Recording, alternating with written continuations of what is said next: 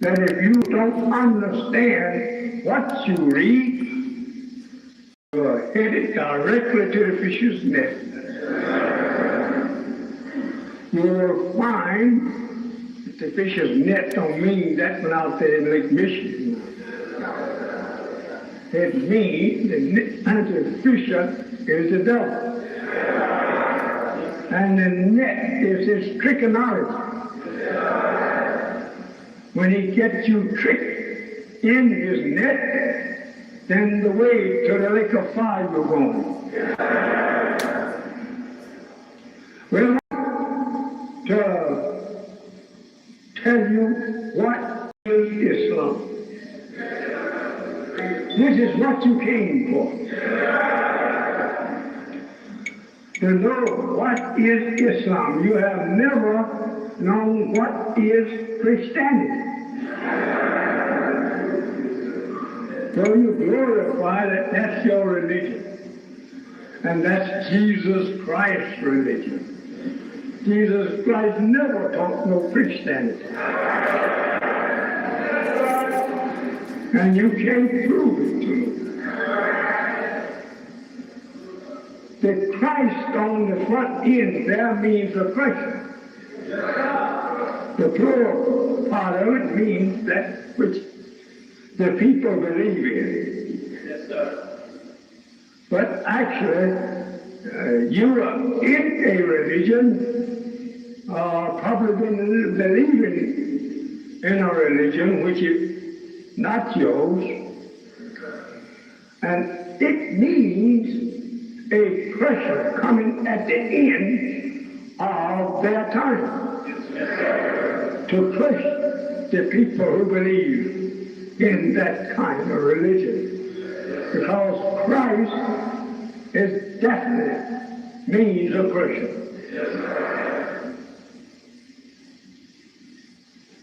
So today we have a lot of work to do. A lot of work. And the brothers have beautified my board.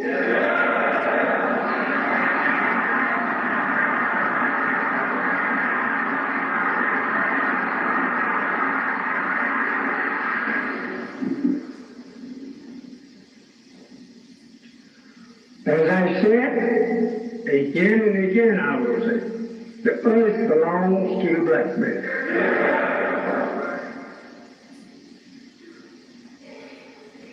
The white man's history is in the Bible, but it is cloaked over with symbolic language and teachings. And therefore you cannot understand it. The beginning of the white man was the beginning of a murder. And the Bible teaches you that. Cain slew Abel, two brothers, and the two brothers been killing each other ever since they've been on the planet. Right? Every few minutes, somebody's killed. And if you take the war with its death of people, maybe you'll find it much shorter. Much shorter than a few minutes. Every minute almost. Someone is slaughtered by the devil. Or by his trichology rule that is set up.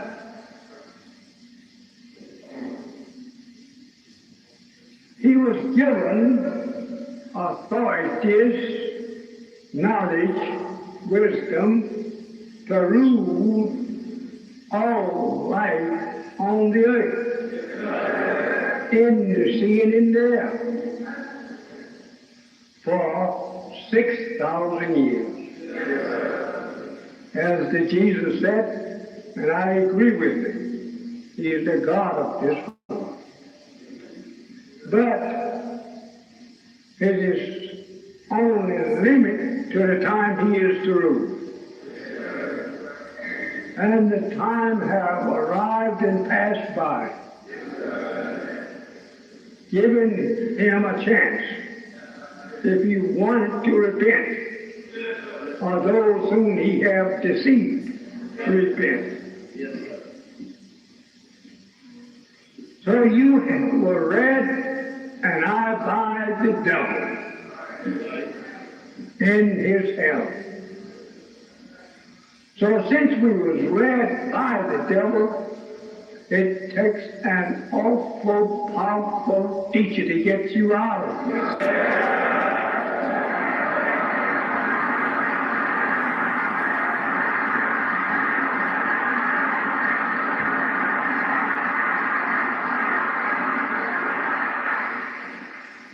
He claims that his number is the same as ours. It's got to be the same as ours since we made it. He didn't make himself. We made it. Holy Quran teaches us that God of Islam, Allah, which is his most proper name, because Allah covers it all.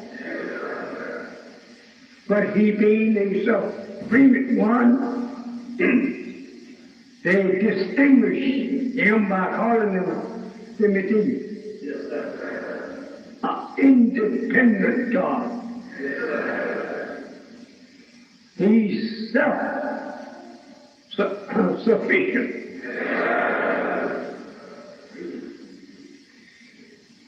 I want you to know this, God, that the Holy Quran teaches us, coming at the last day in the 22nd surah of the Quran, with a name, Medina. It means he's self-independent. Well, I'm not in such hurry.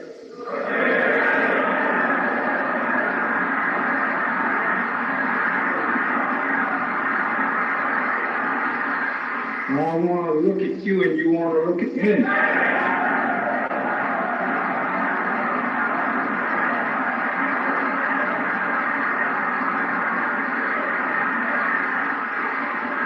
We must strive hard to self.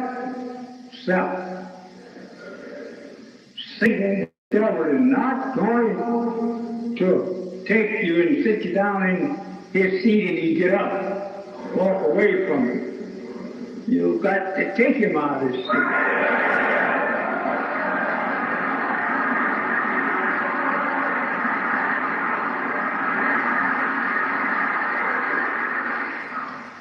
They don't tell you, but they know it, that when they were made, not created, when they were made, they were made.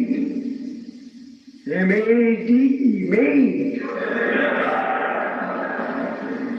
And the Bible teaches you they were made. Let us make man. But in the Holy Quran Bible, the make was condemned by the black scientists in those days. And the Quran has got it very good there. He questioned, the scientists questioned the maker of the white man. In these words, what will you make? Other than something to cause, or rather to make mischief and cause bloodshed. This he has done and still doing. In the Bible, the first from Adam killed one of them before he was able to exercise any rule. Jealous. And did you know that comes all down to us today? If we would not envy and be jealous of each other's progress, we would have been a long way from where we are.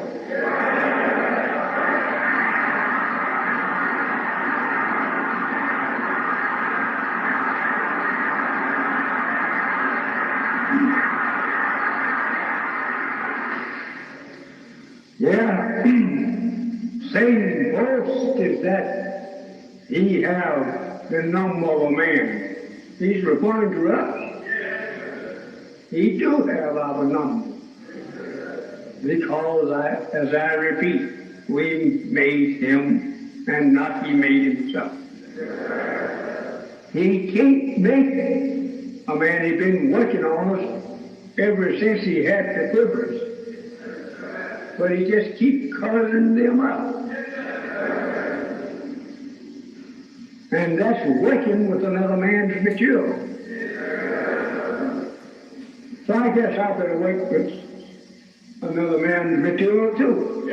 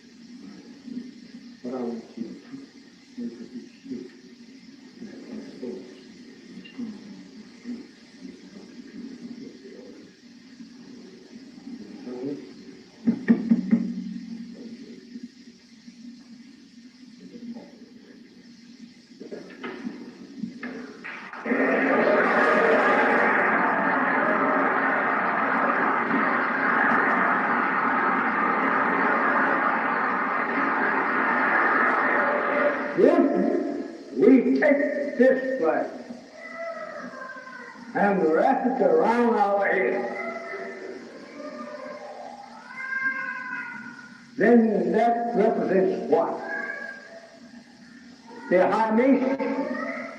They take their flag, take this flag, put it on the coat of themselves and on their head, and walk out, celebrate one day a year with wearing this.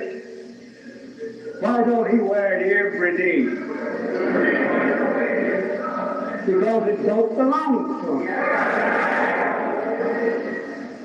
So therefore, Muhammad, when he permitted the devil to wear the flag of Islam on his head once a day, he's got to be one that has been studying the principle and trying to act on the principle for 35, 40, or 50 years. You don't see young men in the devil's high Sri Masanda. They're all in fellow men.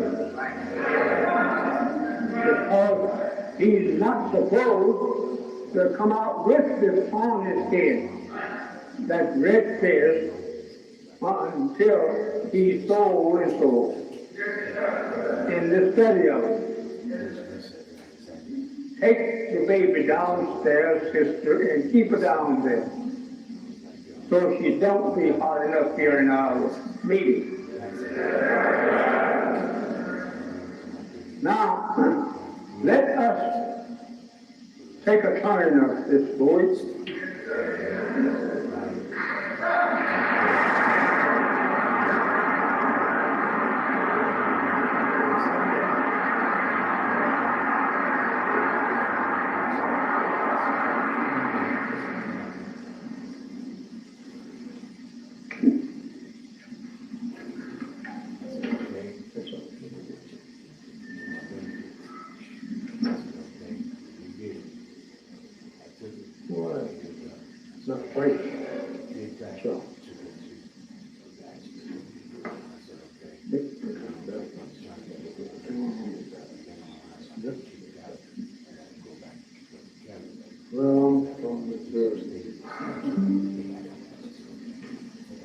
Last Sunday, I think we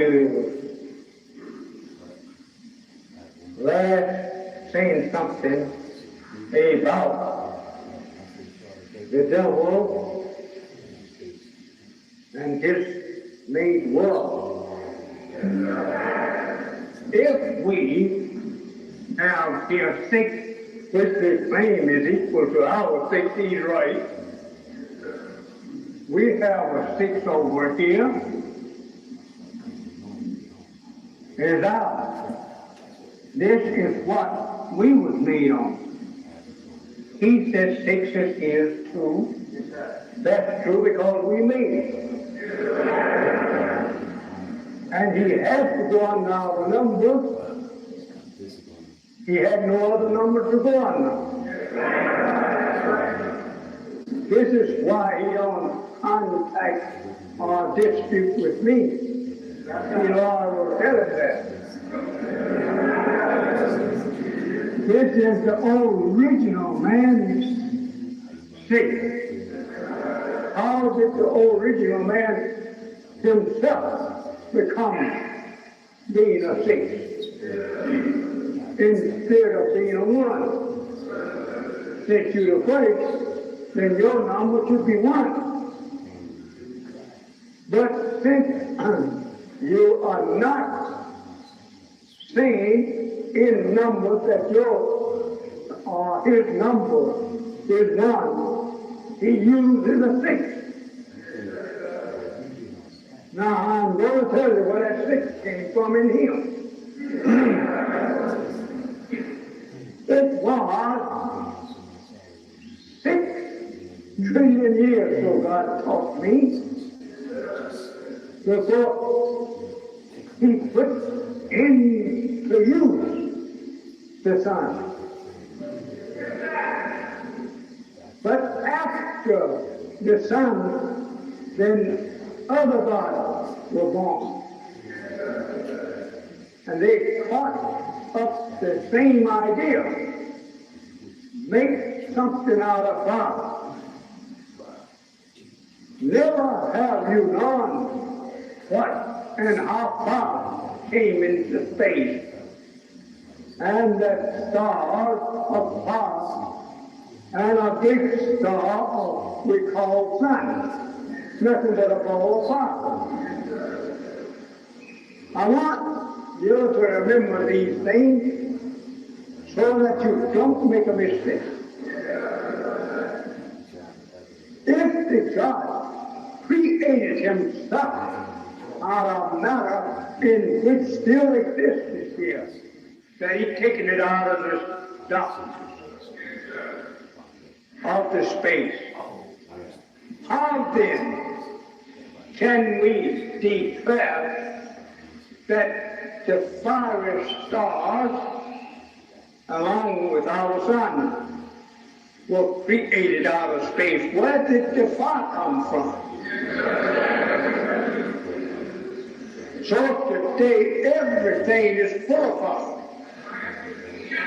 I'm full of fire. You're full of fire.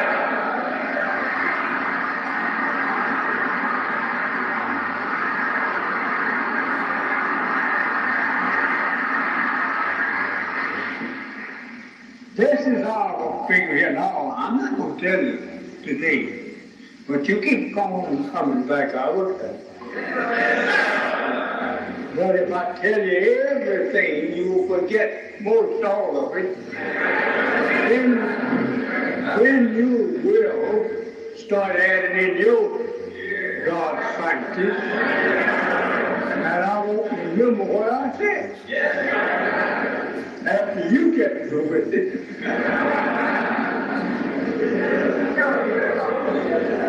So this is our number 6. From that which we begin to make to revolve as we was, as he was funded. He made himself to revolve.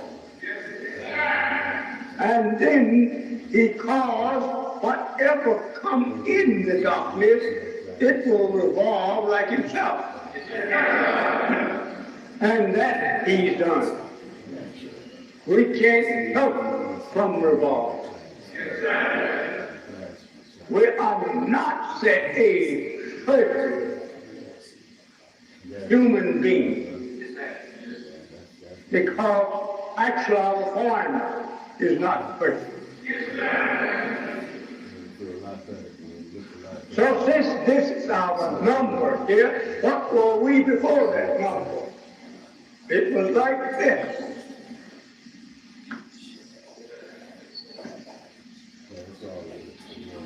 We left out of nothing, and we made ourselves one over there.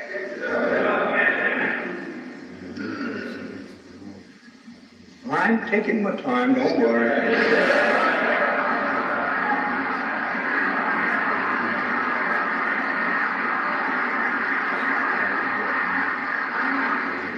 Now, if we made ourselves in the beginning one, okay, here comes this method again.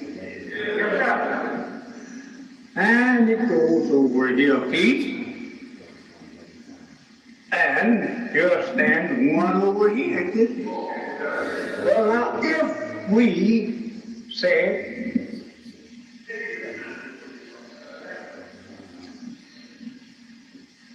I think if you had 400 years to wait, I think you still have a little time.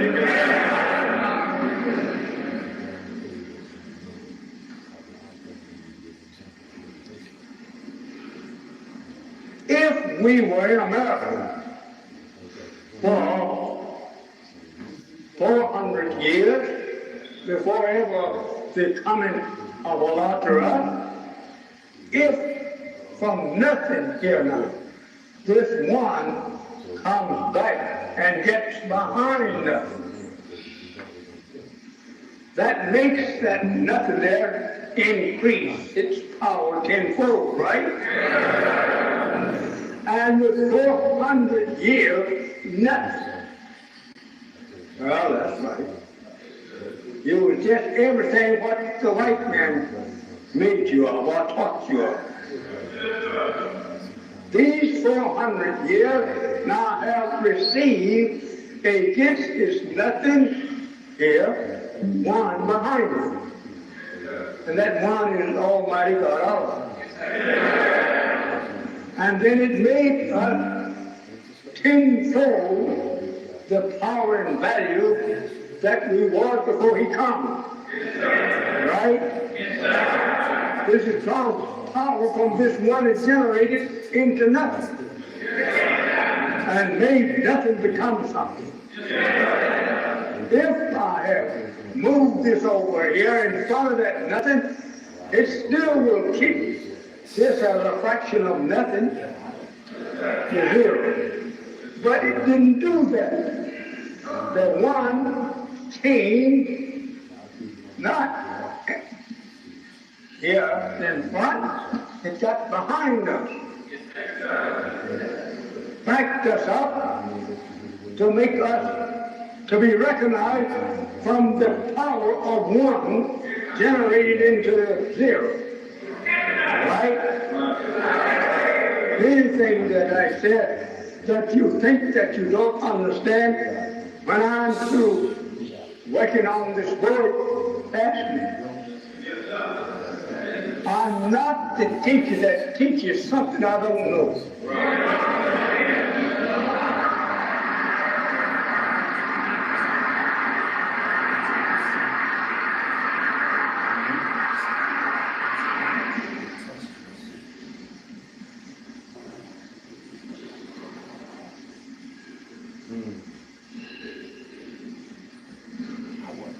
Since we are really catching up to get going with the God of this world, then we say the time of the making of this world was 9,000 years of our calendar. Back into the year 9,000 of our calendar history. we have been for millions of years using a God's wisdom for only 25,000 years. One man's wisdom rules for 25,000 years. After that, we take him down, put up another to rule for 25,000 years. And this is in accord with the circumference of our planet. Our planet Earth is approximately 25,000 miles in circumference. Not quite, but it's like just a little. Being 25,000, and we use the word 25,000. Why do we not have it 25,000? Because up here at the top of our planet's rotation, we call it the axis of the earth. We have here working at the axis, end of the axis of the earth.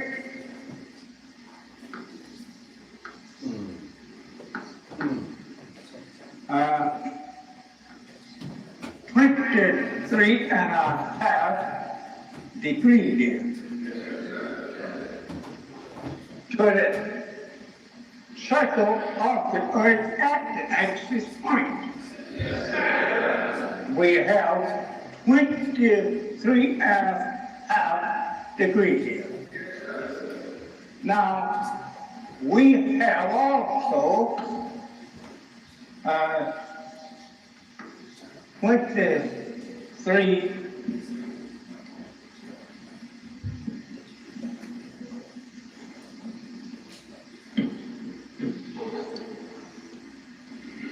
23 gods here.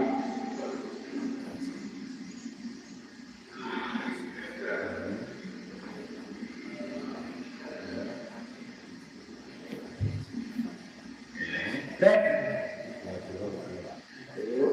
right and justify history once every 25,000 years. They equal the old degree here. Either end, they both measure the same 23 and a half degrees. I think it is 23 and a half, 23 and a third, 23 and a half. And that it's equal almost with the gods that rule. They are really 24.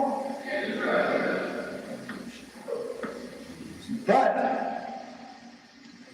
this number is used whenever they make up history. 23 gods work, and one does the calculating on what they are.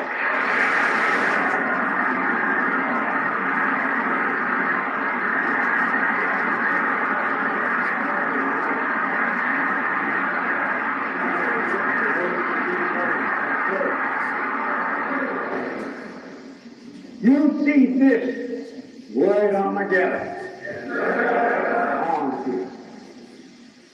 And the question is, which will survive the war of Armageddon?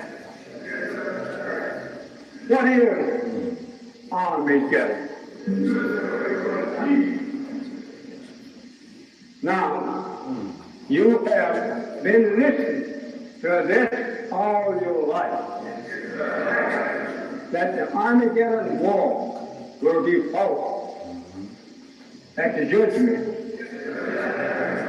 Let's look and see what the first three letters pronounce. On. A-R-M-I.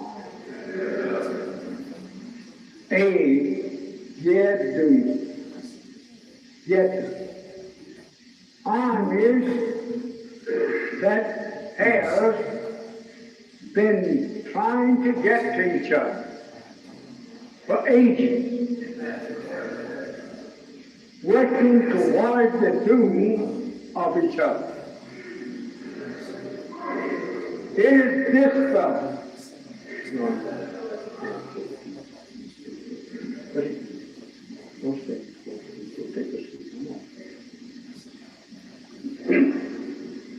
With this man here hanging on that tree, there is no shadow of doubt what you have not read of Christians under this flag especially under this flag, that they have murdered and hanged our brothers on the tree. This is good. I want you to remember that the good is you see how you have been mistreated. Now, if the people have treated you with such evil, and they still don't, what right you have to defend this? To live that same life under their flag. I'm only asking you for truth. There's so many of us so lazy we don't want to leave the white man because we want him to take care of it. I say, my brother, if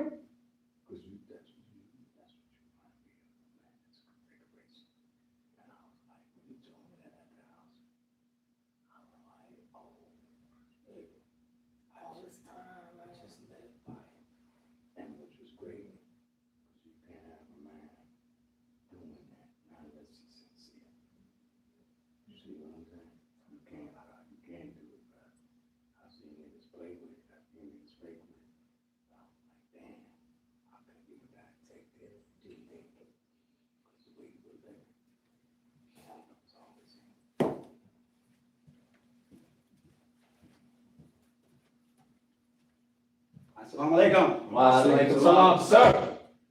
In the most holy name of Allah, who came to us, the black man and the black woman, here in the hills of North America, in the divine person of Master Farad Muhammad, the great Mahdi, and the one God to whom all holy praise is due forever, the Lord of all the worlds.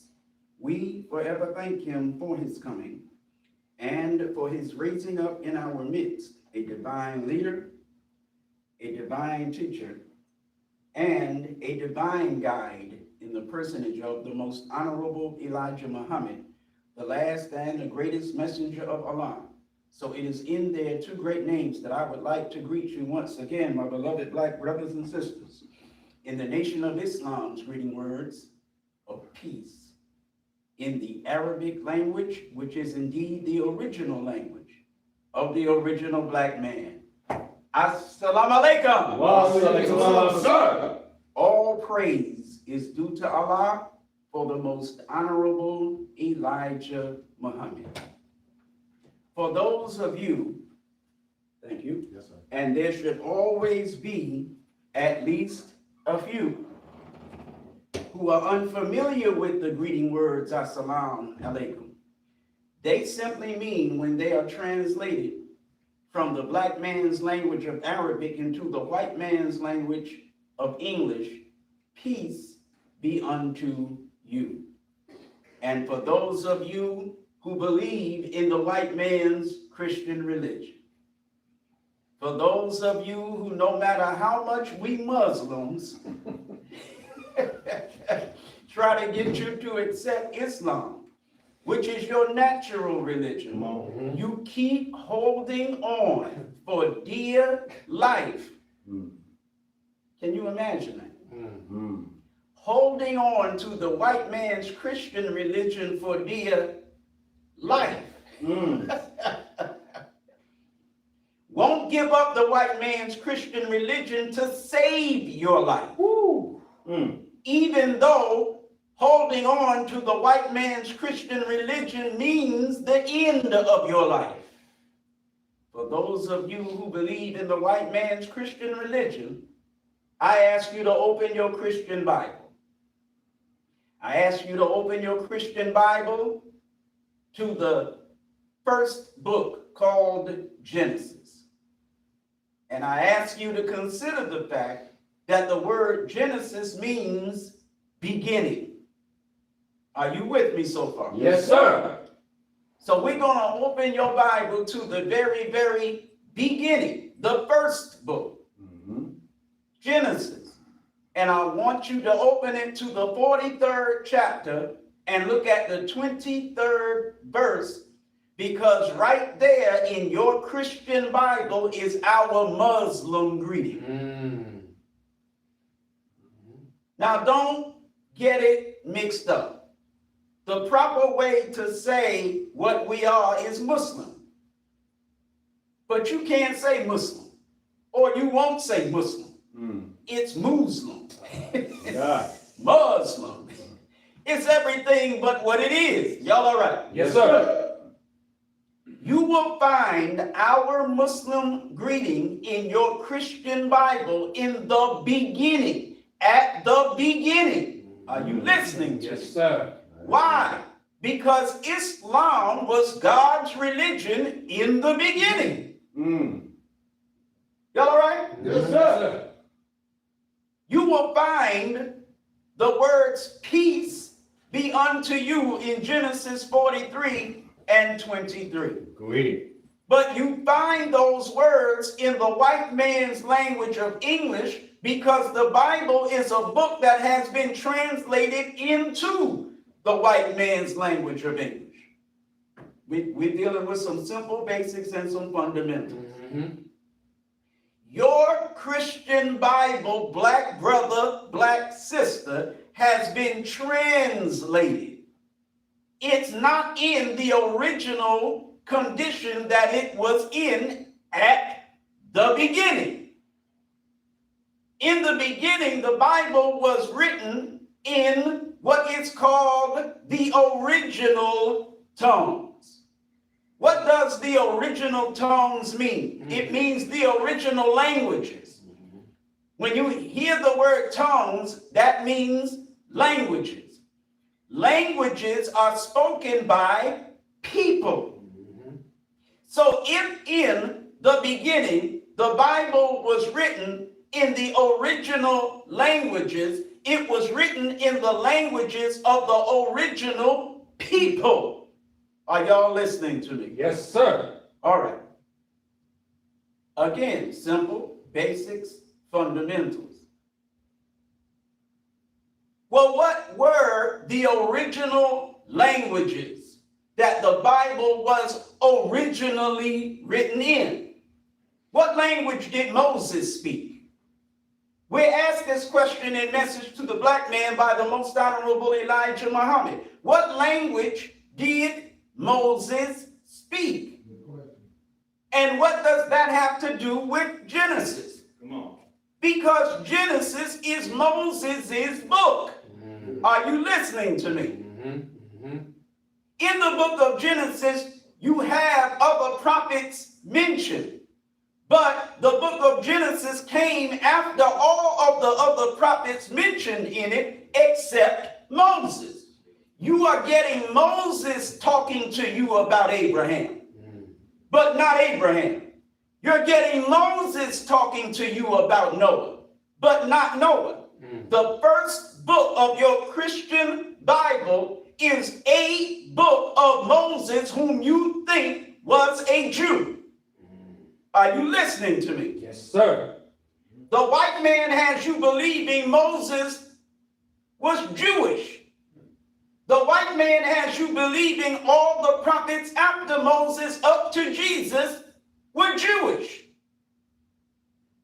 But look in Moses' first book, the beginning, and you find the Muslim greeting, not the Jewish greeting, but the Muslim greeting of peace be unto you.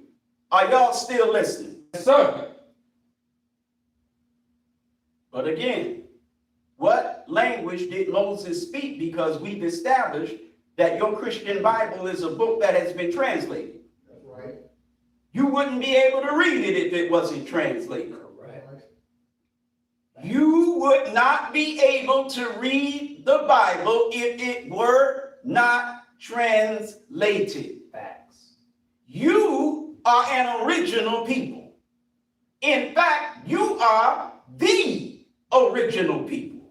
Are you listening to me? Yes, sir. There were no human beings on this earth before you were on this earth. Talk black to me. Therefore, the original languages would have to be the languages that were spoken by your people, because your people, again, were the first people. You still following me? Yes, sir. All right. That being the case, Moses would have to have spoken one of our languages. Go ahead. Which one of our languages did Moses speak? The white man has you believing Moses spoke Hebrew. He never explains to you what the so-called Hebrew is or was that Moses spoke. Come on. But the most honorable Elijah Muhammad teaches us that Moses spoke ancient Egyptian Arabic. Moses spoke Arabic, but it wasn't the modern Arabic that some Arabs speak today. Come on. Are you listening to me? Yes, sir. Languages do not remain the exact same over periods of thousands of years. That's right. Even the white man's language of English is modern. Go ahead. Right. Yes, sir. This is modern English. Yes, Right. sir. The white man has a Middle English That's right. that existed before this modern English came into existence. Yes, sir. Yes, sir. The white man has an Old English. Mm-hmm. And some of you wino niggas got some Old English. Come on. Yes, sir. But the white man has an Old English. I'm not talking about 800. The white man has an Old English that existed before the Middle English. Right. It existed before the modern English. Yes, Talk sir. back to me. Yes, sir. Sir. Well, you black man, you black woman have an ancient Arabic. One of the ancient Arabics that your ancestors spoke was an Egyptian version of that ancient Arabic. Come on. Are you listening to me? Yes, sir. This is the ancient Arabic that Moses spoke, ancient Egyptian Arabic. Everybody connects Moses with Egypt, is that right? Yes, they do. But very few connect Moses with Arabic. Now, if you don't believe there's any such thing as ancient Egyptian Arabic, then you are obviously either not a Mason or Shriner, or you are a Mason or Shriner and do not know as much as perhaps you should know about your history or the history of Masonry. Are you listening to me? Yes, sir. All right. There is an order, or at least was an order, I would imagine it still exists, called the Ancient Egyptian Arabic Order of Nobles of the mystic shrine. I'm going to say it again. The ancient Egyptian Arabic order of nobles of the mystic shrine. You got it? Yes, sir. This is the white man telling you that there's an ancient Egyptian Arabic. It's just common sense. There's an ancient Egyptian Arabic. How could there not be and yet still be an ancient Egyptian Arabic order of Masons called nobles of the mystic shrine? Are y'all listening to me this afternoon? Yes, sir. I'm not getting into any high science right now. We're dealing with Assalamu alaikum. Go ahead. And that's all we're dealing with right now. Y'all all right? Yes, sir. So if Moses spoke ancient Egyptian Arabic, then how did Moses say, peace be unto you? Did he say it, Assalamu alaikum? Talk black to me. Or did he say it in a manner that we don't know today? Inquiring minds want to know. Yes, sir. The bottom line is Hebrew is an original tongue. Come on. Arabic is an original tongue. Aramaic is an original tongue. This means that the people who spoke Hebrew, the people who spoke Aramaic, the people who spoke Arabic, and any who speak that today, those for whom those languages are their native tongues, those are original people. Are you listening to me? Yes, sir. Arabic is not a white man's language. That's right. Aramaic is not a white man's language. That's right. Hebrew is not a white man's language. Now, if you're not thinking anything about what I just said, I don't know what in the world is wrong with you. I said Hebrew is not a white man's language. So where do you get Benjamin Netanyahu from? Where do you get Itamar Ben-Gvir from? Where do you get Bezalel Smotrich from? Talk black to me. Where do you get these white cracker so-called Jews from the criminal settler colony of Israel from? Don't hand me no Ukrainian Jews. Don't hand me Russian Jews. Don't hand me Austrian Jews. Don't hand me Hungarian Jews. Don't you hand me no Eastern European Jews and tell me they are Hebrews. Don't tell me Hebrew is their language. That's right. Talk black to me. Yes, sir. Y'all all right? Yes, sir. If you're a Ukrainian, and I don't know what language Ukrainians speak, don't give a damn. If you're a Ukrainian and you're Jewish, that's your damn business. Speak whatever your language is. Talk black to me. But don't go murder Palestinians, steal their land, adopt the language of Hebrew, and then try to act like that land belongs to you. Go ahead. Are you listening to me? Yes, sir. Right. You're not Hebrew. That's right. When Tucker Carlson asked one of you crackers about the so-called Jews in Israel taking a DNA test to prove whether or not they are the people that God promised that land to.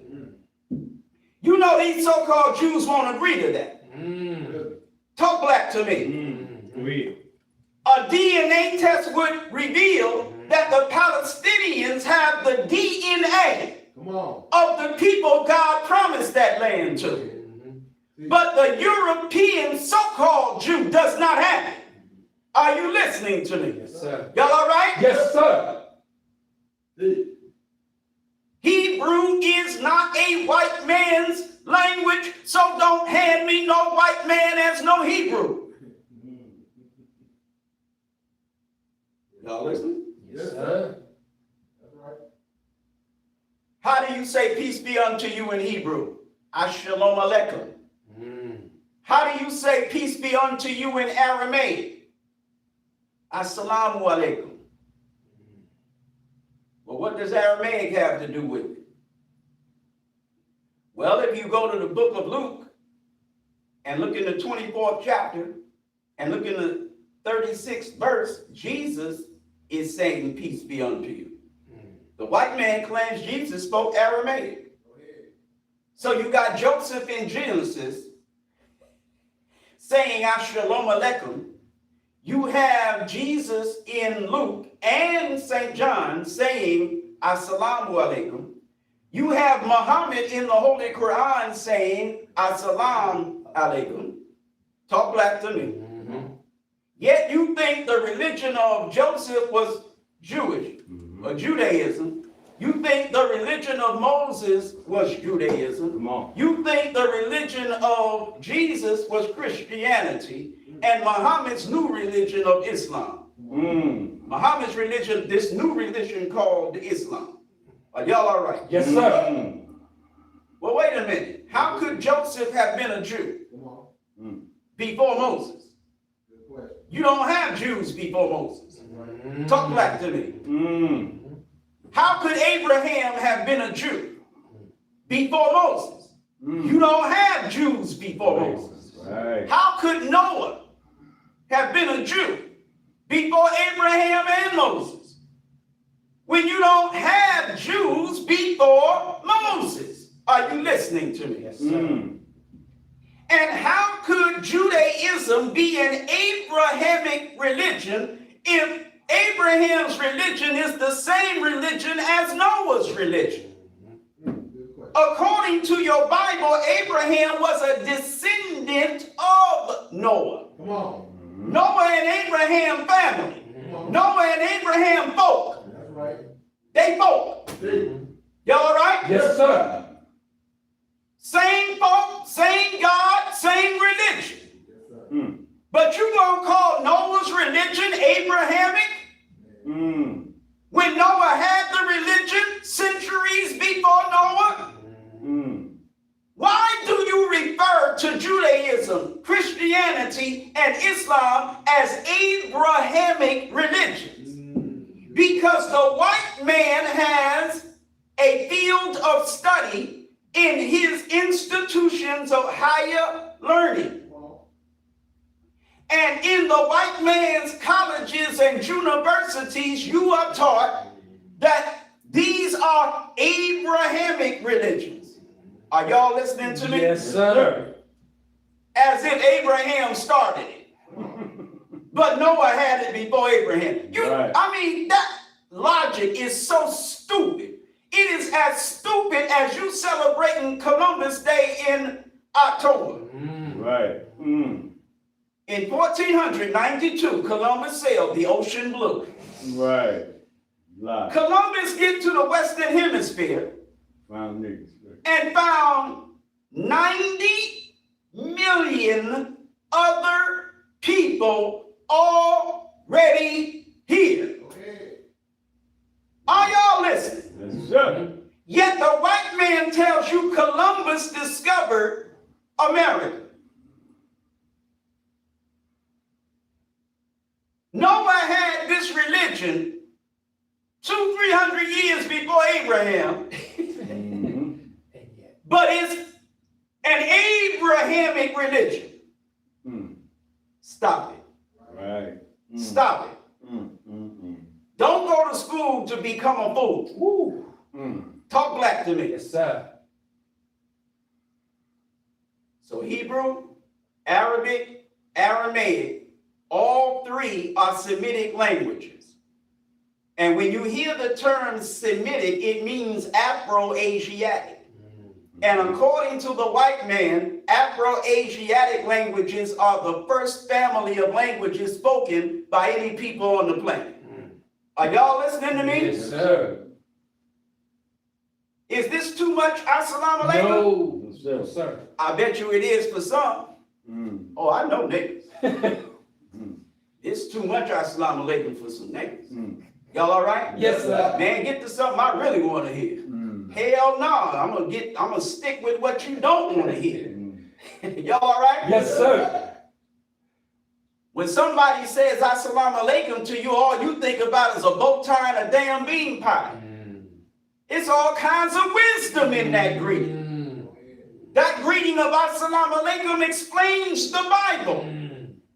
That greeting of assalamu alaikum connects the Quran to the Bible. And most of all, that greeting of assalamu alaikum takes the Bible and the Holy Quran and connects it to the history of the black man. That's why I keep saying, talk black to me. Assalamu alaikum goes beyond the Holy Quran. Assalamu alaikum goes beyond the Bible. Assalamu alaikum goes to the black man's history. Because Islam is the black man's religion. All praises due to Allah. Oh, the most honorable Elijah Muhammad, talk black to me. When you talking Quran, you talking black man. When you talking Bible, you talking black man. And I've explained that ever since I've been up here. The original language of the original people, Arabic. Genesis, peace be unto you, but translated from the original tongues Right. into the white man's language. Come on. Right or wrong? Right. Yes, sir. I'm giving you black history that's not taught to you in the white man's schools. I'm giving you black history that's not taught to you in the white or black man's churches. I'm even giving you black history that's not taught in the light, bright, damn near white man's mosques and masjids of Islam. I'm giving you black history in a manner that you can't be taught it anywhere else but here. Are y'all all right? Yes, sir. All praise is due to Allah for the most honorable Elijah Muhammad. Now, since Arabic is an original tongue, the black man's language, why is it that when you think of Arabs, you think of Arabs that either are white or look white? Why aren't all Arabs black? Why aren't all Arabs black? And when I say black, I'm not talking about dark skin. Why aren't all Arabs black? Like the holster to this phone. Y'all all right? Yes, sir. Like my Stacy. Why aren't all Arabs black? Talk back to me. Where you get white Arabs from? Where did you get light, bright, or damn near white Arabs from? I'll take it a step further. Why aren't all human beings black? Oh, here we go. Here we go. There we go. Come on now. There we go. Why are not all human beings black? You don't have an answer for that. You think you have an answer for that. Y'all listening to me? I ain't nothing but some thunder. Minister James Minister James must have resurrected and came down here from Newark, that's all. Look here now. Why aren't all human beings black? You have no answer for that. Right. Some of you have gone to the white man's college and you think you can answer it. I love you niggas running around talking about race is a social construct. Wow. Wow. Nigga, brains must be a social construct.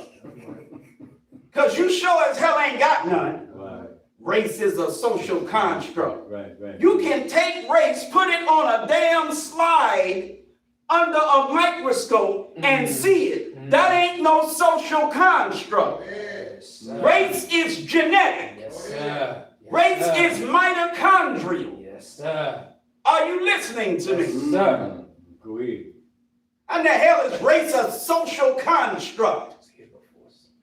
Talk black to me. Right. The devil said, Because you went to school and became a fool. Now the Bible says, and don't get me wrong, I'm not saying that what the Bible says is exactly what happened. I am saying to you who believe in the Bible, based on the fact that you say the Bible is what it's about. The Bible says God created man from the dust of the ground. Right? Yes, sir. From the dust of the ground. Come on. Now, if you take a white glove and run it across the ground, wipe off that excess, what color will the stain be on your white glove? Black. Black. Y'all listening to me? Yes, sir. Some people think because dirt is brown, it'll be a brown stain. No, it won't. Gonna be black. It'll be a black stain. Yeah. Now, if man is created of dust from the ground, and the dust of the ground is black, why aren't all human beings black? You don't create white crackers from black dust. You don't create brown people from black dust. You don't create yellow, red, or white from black dust. The only man you can create from black dust is the black man. Why aren't all human beings black? The Holy Quran makes it even more clear. Surely we created man of sounding clay, of black mud, fashioned into shape. Where you get a red man from? Black dust? The hell you did. Where did you get a brown man from? You didn't get him from no black dust. Where did you get a yellow man or a white man from? You didn't get him from no black mud. Talk black to me. Yes, sir. When you look in the face of a black man, you are looking at the man that was created from the black dust or the black mud, depending on which book you're talking about. But there are faces of plenty of men that are not black. Where did they come from? How did they get here? How long they been here? Why are they here? How long will they remain here? Are you listening to me? Yes, sir. You may not like this, but the most honorable Elijah Muhammad teaches us that if you come back here after 1,000 years, there won't be nothing but black here. Are y'all listening to me? Yes, sir. He said it'll take about 1,000 years to get back to him. But if you come back in 1,000 years, there'll be nothing but black people. Are you listening to me? Yes, sir. 30:26. Come on now. So I'm asking, where all these other people come from? Yes, sir. Because the Bible only talks about where one people come from. Right. In Genesis, that is. Go ahead. Are you listening? Yes, sir. The Holy Quran only talks about where one people come from. In chapter 15, that is. Y'all all right? Yes, sir. Okay. Now we know that the human body comes from the earth. So there's some truth in man being created from the dust of the ground. That's earth, right? Yes, sir. Right. We know again that man comes from the earth. So there's some truth in man being created from black mud, fashioned into shape. Is that right? Correct. There's some truth in it, right? Yes, sir. Where the white man come from? Where the red man come from? Mm. Where the brown man come from? Good question. Where the yellow man come from? Why do not all human beings look alike? Why? For what reason? What was wrong with the first man? That all these other men had to come along. Come on. We established last week, I believe it was, that according to the Bible in Acts, the 17th chapter, I think it's the 26th verse, from one blood created he, meaning God. We talking about God, right? Yes, sir. From one blood. How many bloods, Brother Gerard X? One. From one blood created he all nations. Mm-hmm. Now let me make like it's Ramadan and drink some hot coffee. Come on. Alhamdulillah. Can I get another alhamdulillah? Alhamdulillah.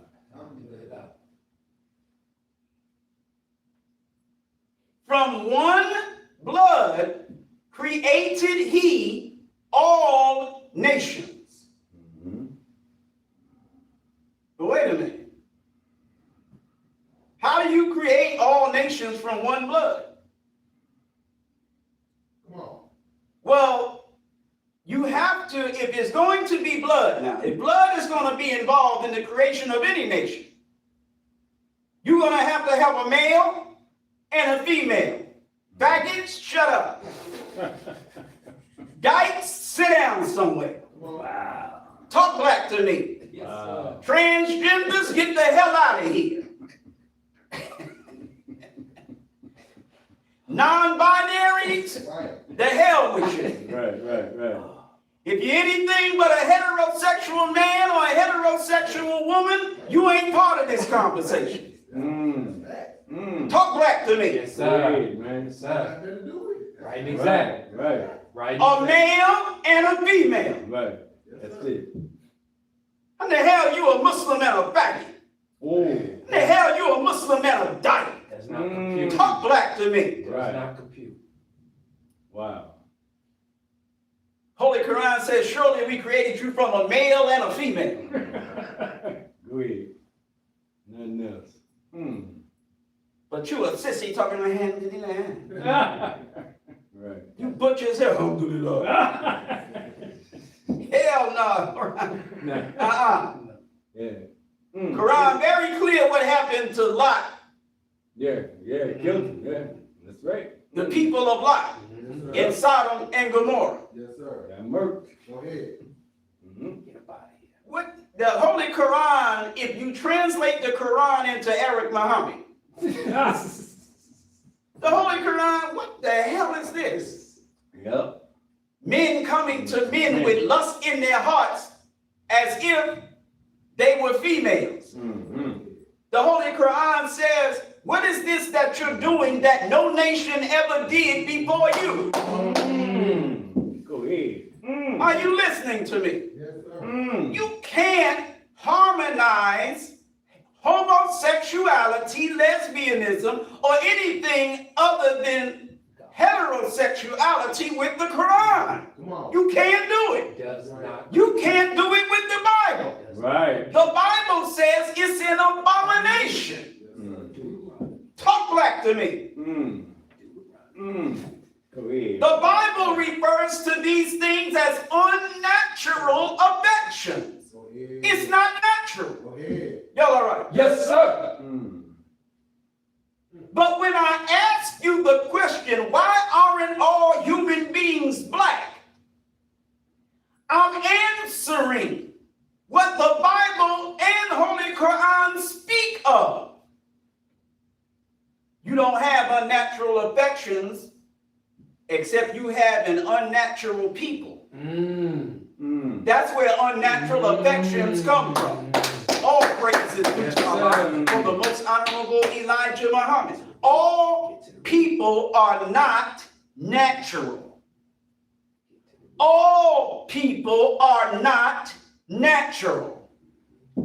Is dust natural? Yes, Yes, sir. sir. Is black mud Yes. natural? Yes, sir. So the people created from dust, from black mud, are natural people. Right or wrong? Yes, sir. Natural woman. Therefore, they would have natural affections. Because the very material they are made of is natural material. Are you listening to me? Yes, sir. All right. But there are people who have unnatural affections. Right. Those people must not come from black mud. Those people must not come from the dust of the ground. We know they come from blood, though, because Acts 17 and 26 tells us they come from one blood. The question is, how did they come? When did they come? How and when did all of these different nations of people come from one blood? Are y'all all right? Yes, sir. Well, the one blood that they come from would have to be the blood of the natural man. The man from black dust, the man from black mud. Are you listening? Yes, sir. Sir. But how do you get a white man from that same blood? And do you go directly from black to white? No. The reason you have a brown man and a yellow man is because you got to get to a brown man and a yellow man in order to get to a white man. Yes, sir. Are you listening to me? Yes, sir. When you start grafting or selectively breeding white out of black, I said when you start, not when you finish. When you begin the process of creating white, grafting white, making white, selectively breeding white from black, the first thing that happens is you get brown out of black. Yes, sir. Are you listening? Yes, sir. If you continue the selective breeding process, the next color you get is yellow. You get yellow out of brown. If you continue the process, after 600 years, you will get white out of yellow. Are y'all listening to me? Yes, sir. What is the importance of this? It all goes back to Assalamu alaikum. And why, when you open your Christian Bible, you see our Muslim greeting in your Christian Bible. We established, whether you want to accept it or not, that the reason our Muslim greeting is in your Christian Bible is because that was God's religion in the beginning. All the prophets were Muslims. They all taught Islam. Talk black to me. Yes, sir. And the first Muslims were black Muslims. The first Muslims were black Muslims. The first Muslims were black Muslims. And when the first Muslims who were black Muslims were in the religion of Islam in ancient times, there were no other people of any other race or color. Are y'all listening? Yes, sir. There was a time in ancient history when the only Muslims were black, because the only people were black. There was no other people. There was no other religion. Just niggas and Islam. Talk black to me. Yes, sir. And at that time in history, the world was a much better place to live in. Yes, sir. But look at the condition of the world today. Right. Yes, sir. In the year of the white man's Lord 2026. Come on. The world is upside down, inside out. Nothing but war, bloodshed, Yes, sir. chaos, All right. deceit, murder, insanity. Yes. Yes. Have you noticed that since people stopped being black and started being brown, yellow, red, and white, Go ahead. that the world has gone straight down the damn toilet? Come on. Talk black to me. Yes, sir. All praise is due to Allah for the most honorable Elijah Muhammad. Why? Because as we said last week, when you start breeding other people from black people, you create a problem. Yep. The problem is pretty small when you get to brown. It's a little bigger. I'm being nice to say a little bit. It's a little bigger when you get to yellow. It's off the damn chain when you get to white. Are y'all listening to me? Yes, sir. Have you noticed that all of the colors that come from black have somewhat of a bad attitude towards black? Yes, sir. Yes, sir. Yes, sir. Go ahead. Talk back to me now. Yes, sir. The brown praises due to Allah for the most honorable Elijah Muhammad. The brown man, he see the black man a certain type of way. Talk back to me. Yep. There's a tinge, there's some, I don't know. The brown man, his attitude towards the black man he comes from is not as brotherly as it should be. Are you listening to me? Yes, sir. Study. He has a certain disdain for black. The yellow man, he has a certain disdain for the black man, and it's worse than the one that the brown man has. Are you listening to me? Yes, sir. Y'all all right? Yes, sir. The red man has a certain attitude about the black man. Y'all listening to me? Yes, sir. Although I don't see, I didn't say I'm right, but I don't see the red man's attitude towards the black man as being as bad as the brown or the yellow. Right, right. Got you. Y'all listening? Yes, sir. Yeah. The black and the red can rock together in ways that the black and the brown or the black and the yellow Can't. is different. Are you listening to me? Yes, sir. Sir. You see it in the history of slavery in America. Ooh. Oh. You find the red Indian and the black slave hooking up. Yep. Y'all all right? Yes, sir. All praise is due to Allah for the most honorable Elijah Muhammad. Yes, sir. So the brown man feels a certain type of way about the black man. The yellow man feels a certain type of way about the black man. And it's worse than the brown. And the worst of all, the white man has a natural born hate for the black man. Don't tell me this comes from walking from Africa Come on. to Europe No. and getting cold. No, sir. People think climate is the result or produces the result of color, of race. Climate does not produce races.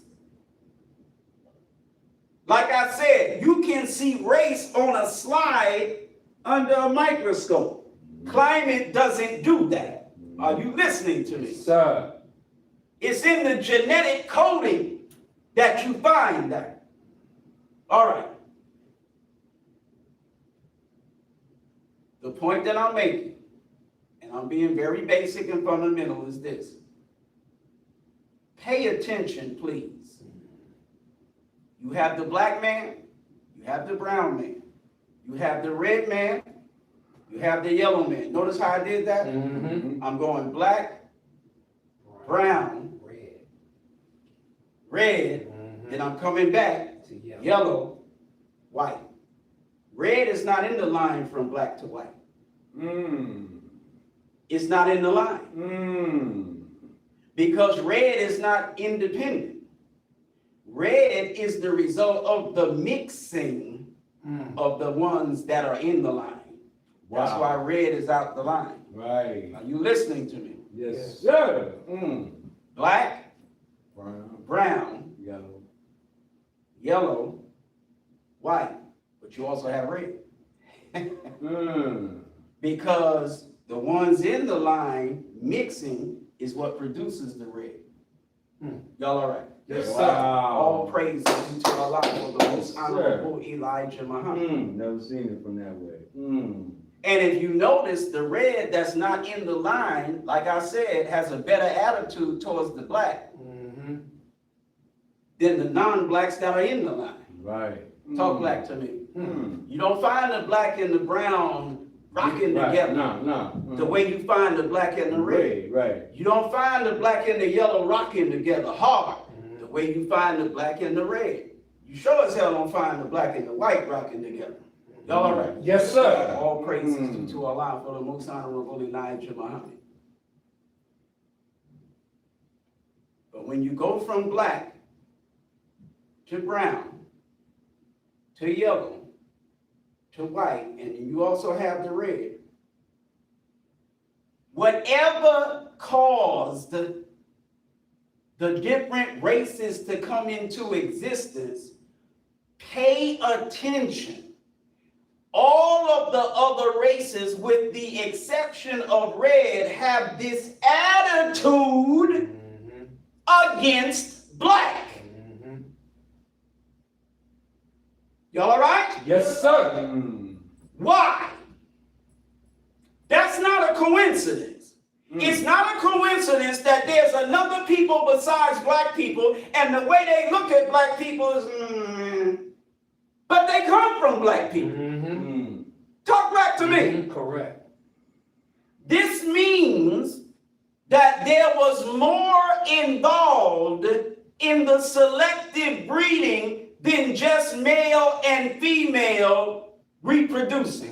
Eight. You go to eight. Go ahead. There was a teaching. Mm-hmm. There was an ideology involved. Separate. Right. There was an indoctrination that accompanied the selective breeding. While you are selectively breeding brown people from black people, you are also indoctrinating those people against black people. Yes, sir. Y'all all right? Yes, sir. So you brainwash the brown man against the black man. As soon as you get it. Right. Mm. Talk back to me. Yes, sir. You started by brainwashing the black man against himself. Self-hatred. Right. And guess who you started with? You're not going to like this either. The woman. Brother Kevin said, I know it. Wow. You can see it today. Yeah. Damn. I didn't want to believe it, but Ouch. I knew it. Can I get a alhamdulillah? Alhamdulillah. Wow. Y'all all right? Yes, sir. Start with the woman. Wow. Yeah. Tell the baby. Mm. Black woman, pregnant. If she's a black woman and she's pregnant,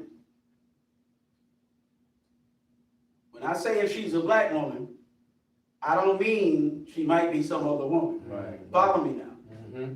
I'm saying if she is the darker of the two between her and her husband. If she's the darker, then her husband is a little lighter. She's black, husband brown. Not that he's brown race, but he's that brown, Blackish. that brown tint of black. You understand what I'm saying? That brown shade of black. All right. I know that's not a proper term. Just relax, okay? Let me get through this lecture. Yes, sir. Yes, sir. Listen. She has a baby. If she's the browner one and her husband is the blacker one, she has a baby. Either way, doesn't matter. If the baby is black,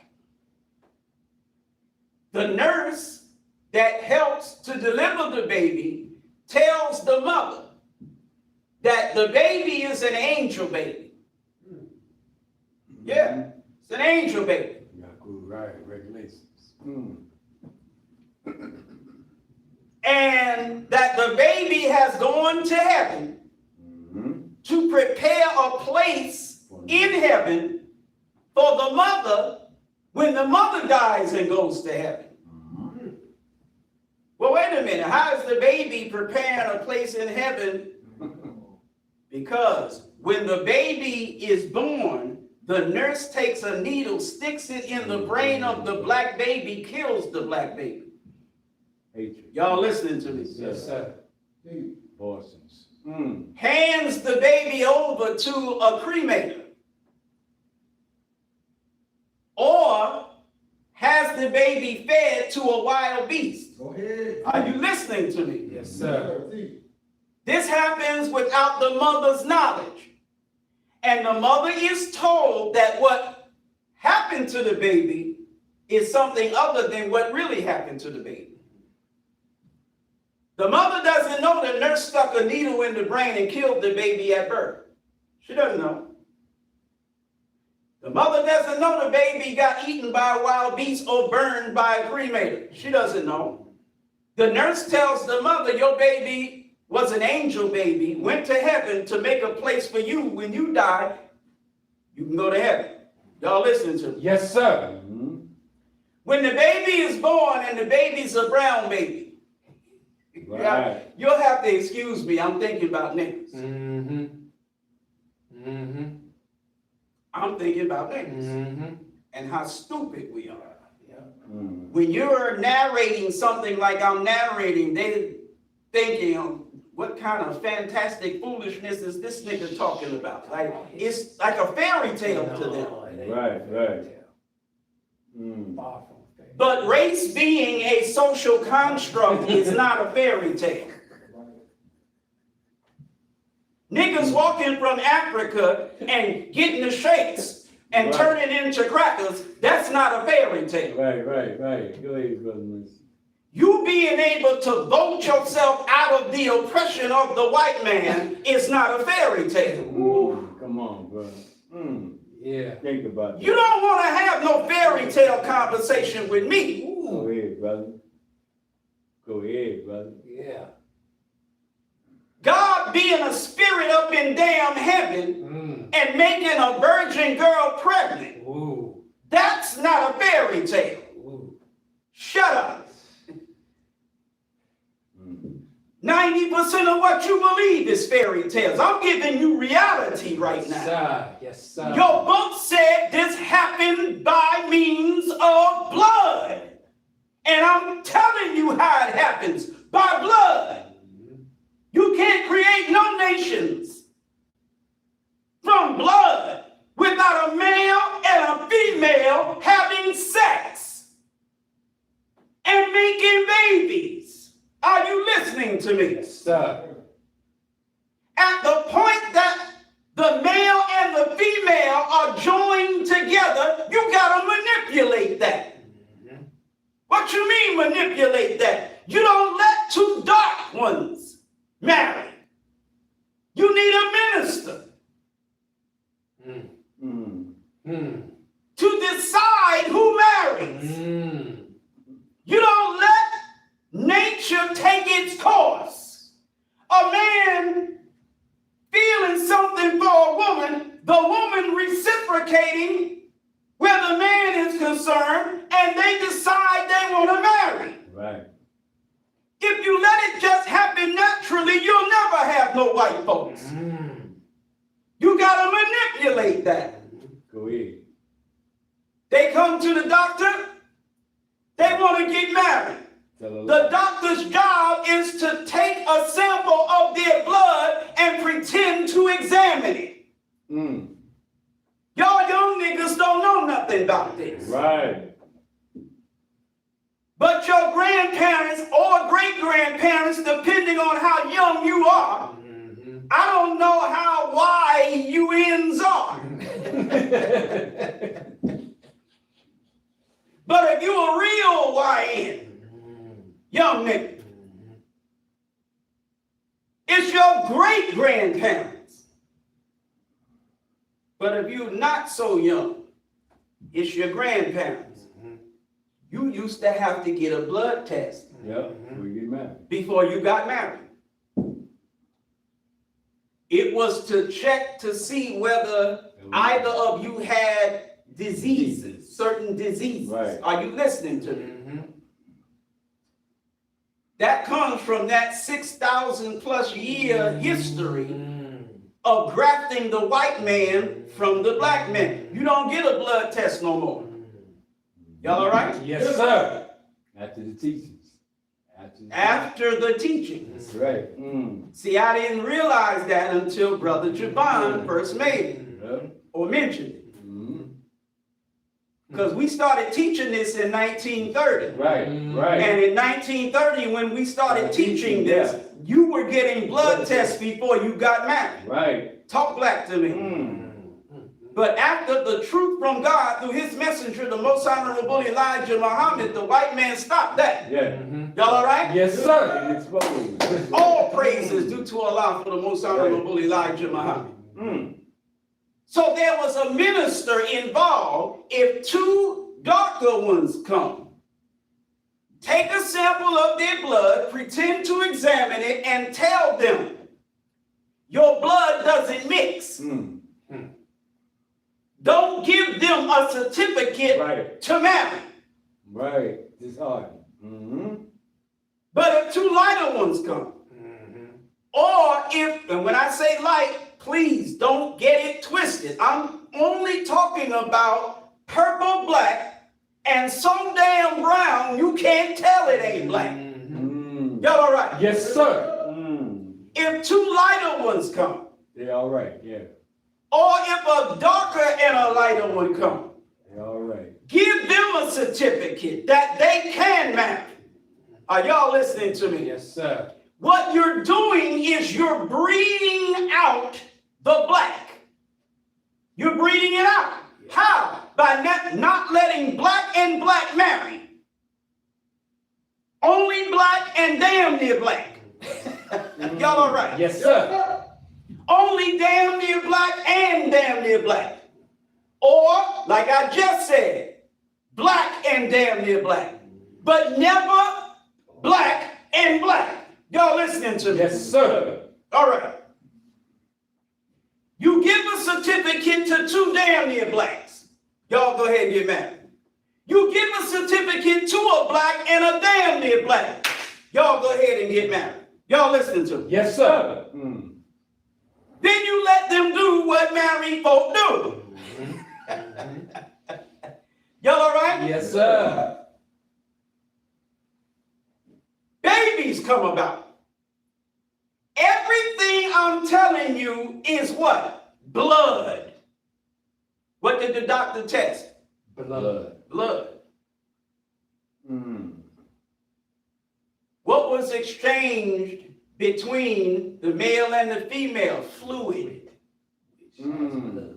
That has genetics in it that are found in what? Blood. Right or wrong? That's right. You do realize that you can't make a baby without blood, right? Right. Right, exactly. I'm talking about the natural way. Natural. Right. That's right. Exactly. Yeah. Because you're not even going to be able to plant the seed in the woman unless a lot of blood rushes to a certain place. Right. Exactly. And when that blood rushes to that certain place in a man, he's able to put the seed in the woman. Right, exactly. If the blood doesn't rush there, he's considered impotent. Right or wrong? Right. Right. Y'all listening to me? Yes, sir. There's blood involved. Mhm. Think, think, think. Right. You don't get the fluid that the male and the female exchange. You don't get that fluid without no blood. Are you listening to Yes, this? sir. She has blood going certain places too. That's right. That's right. There's blood involved. Then from blood going to certain places in her, certain places in you, brother, fluid is exchanged, some her, some you. Are you listening to me? Yes, Go ahead, sir. bust it up, brother Miss. Then there's conception. Right or wrong? Yes, sir. Right, exactly. What happens at the moment of conception almost? I said almost. A clot of blood, right or wrong, is formed Formed, yeah. in the mother's womb. Yeah. Blood. That's how the incubation starts. Now, that clot of blood carries all the genetic material that's going to make that baby, whatever that baby is. It's going to determine whether that baby is a boy or a girl. And it's going to determine whether that baby is darker or lighter. When the baby is born, now you've already manipulated how that baby is going to be born because you've manipulated who's going to make the baby in the first place. You've already, at the very, very beginning of the process, you're manipulating, you're selecting, not naturally, but intelligently. Natural selection, intelligent design. Are you with me? Yes, sir. Okay. Now, you stick a needle in the brain of the black baby. Kill the black baby. Give it to the cremator or to a wild beast. Lie. Lie to. Deceive. Trick. Bamboozle. Lead astray. Run amok the black woman. Right? Yes, sir. Well, what happened to, see, what had happened was, Go ahead, man. her and her husband done did the, you know what? Right. Done had a baby. You done killed the poor baby. Now you gotta explain why this woman who's been looking forward to this baby ain't got this baby. See, what had happened was, your baby went to heaven to make a place for you when you die. Right or wrong? Right. Okay. Lies. The woman is sucking this lie up with a super straw. Yep. Because lying and deceiving is something brand new to the civilization. It's brand new. We never had a civilization where people lied and deceived. Yes, sir. We never had a civilization like that before. Yes, sir. If you notice, a disease runs through you and destroys you when you don't have any immunities to it. Right. Talk back to me. If you've never been exposed to it, Right. you have no immunities to it. So there's no defense against it. Talk back to me. Yes, sir. We had no defense against lying. We had no defense against deceit.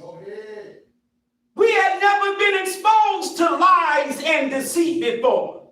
We never had a civilization where the people were lying to each other, deceiving each other, making mischief among one another.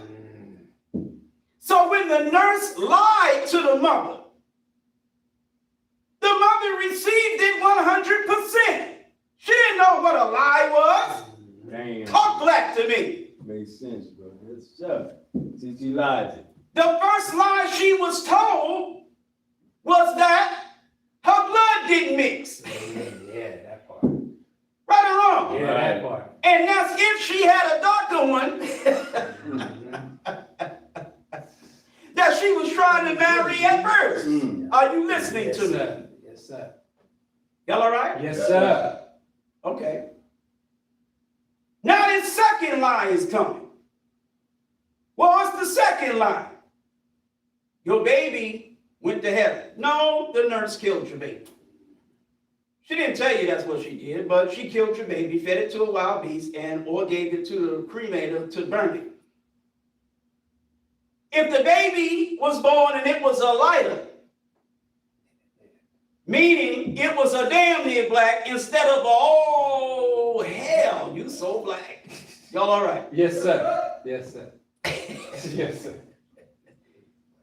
Need help. Then the nurse would say to the mother, your baby is going to be a great man. That's if it's a male. Going to be a great man one day. Take good care of this baby. Educate this baby. You know what I'm saying?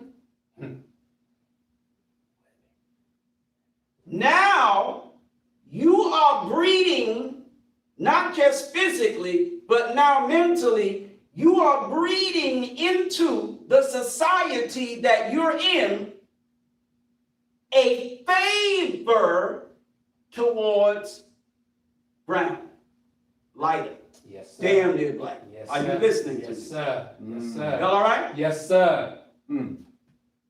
All these babies that's being said they gonna be great, take good care of them, this, that, and the other thing, these are those damn near black ones. Y'all all right? Yes, sir. You're producing a society of damn near blacks that all these wonderful things are being said about. Meanwhile, the actual blacks are being breeded out. Are you listening to me? Yes, sir. So what's being bred into the mind of the damn near blacks? Better than you. They're better than the actual blacks. Right. Are you listening to me? Yes, sir. Okay, you followed this process for 200 years. All the blacks have been bred away. Now all you got on the island, what island? Patmos in the Bible, but it's Pilan. The Greek island called Pilan. Right. All right. Manufacturing the devil. Now it's just a whole brown Population. race on that island. Y'all listening? Yes, sir. With an attitude that their brownness Better. is greatness, is superior, is, you know what I mean? Now the process continues. Another 200 years. Darker brown, lighter brown. Baby, darker brown, kill it. Lighter brown, save it. 200 years, now you got a whole yellow race on the island. You have bred the brown out. Keep following the process. Another 200 years, you got white folks. Now, when you get to white folks, That's it. Lord have mercy, when you get to white folks. Whoa. Let me say that one more again. One more thing. Lord have mercy when you get to white folks. Wow, goodness. Why the hell did you got to get to white folks? Can you please pump the brakes on these white folks? Oh, man. Now you got white folks on the island.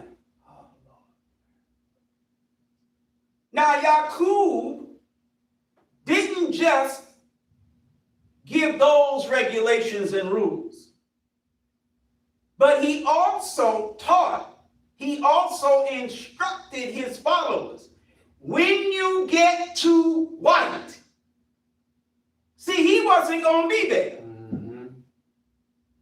He managed this thing up to the point where he's about 150 years old. He was manually, Go ahead. he was in person controlling the whole process. But around 150, he died. Now, let me tell you something that is so powerful, you'll probably miss it. Not you, but you'll probably miss it. If the process took 600 years and he only lived 150 years, something extremely unusual happened at the death of Yaqub. His followers didn't disinterpret it. No. That's right. Oh. I call it. Now, there's no such word as disinterpret. I'm only saying that to veteran listeners to the messenger. People who listen a lot to the messenger, they caught that little slick joke I made. The messenger said that the devil told him, as long as his followers, as long as he stayed among his followers, They'd be all right, right. you know, teaching them that the white man is the devil, it would be a problem. He said, but, you know, they say Elijah, and he was the one saying it. Yeah. The messenger said that he was the one saying it. He said, they say, Elijah, that if we could just get rid of you, your followers would disinterpret it, and then we could take care of the matter then. Y'all all right? Yes, sir. I call it. 450 years after Yaqub died, his followers had not disinterpreted it. Right or wrong? Stay the course. Stay the course. Stay the course. That's right. They obeyed. To the T. To the But the messenger departs in 1975.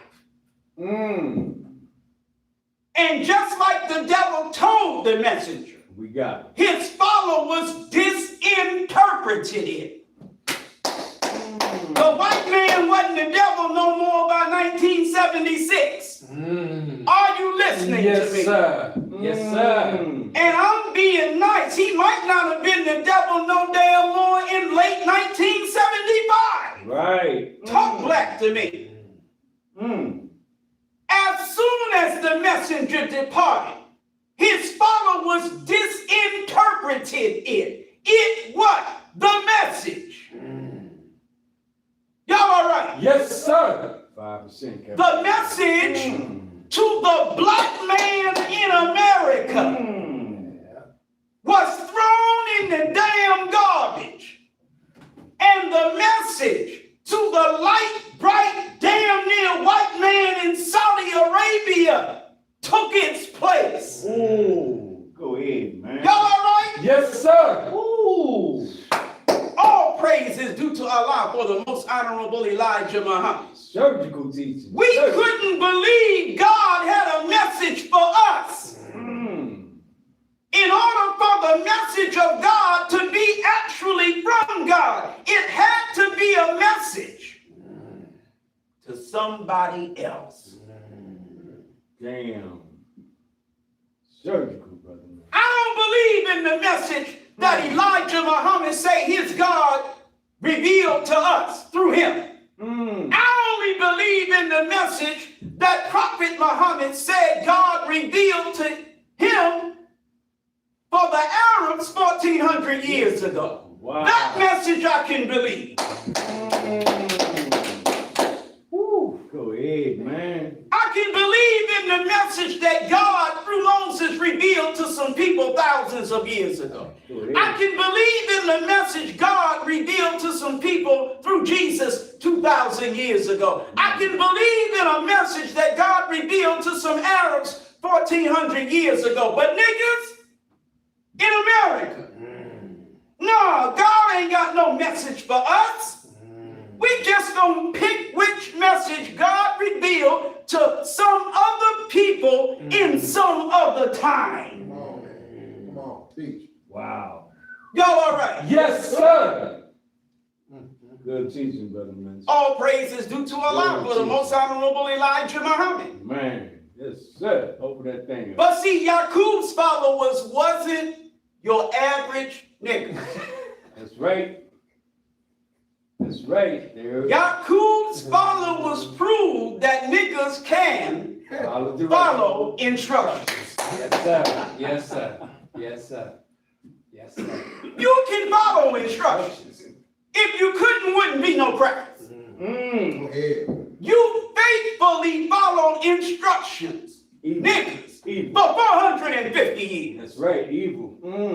Easy. Y'all all right? Yes, sir. They didn't disinterpret it, brother. Go ahead, man. They followed Yakub's teachings to the letter. And you know we're white folks.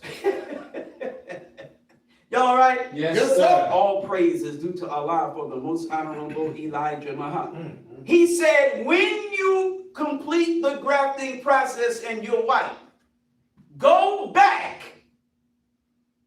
What do you mean go back?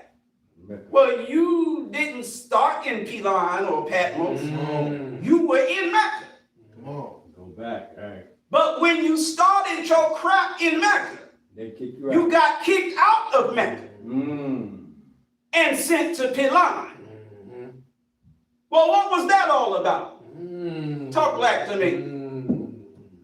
Go ahead. By the time Yaqub was 18 years old, who is Yaqub? Jacob. The father of the white race. That's right. The particular black scientist who came up with the grafting process to produce white people. Y'all all right? Yes, sir. Damn. People don't study, scientists don't study human genetics for nothing. Right or wrong? Yeah. Have you heard of stem cell research? Yes, sir. Well, what's stem cell research?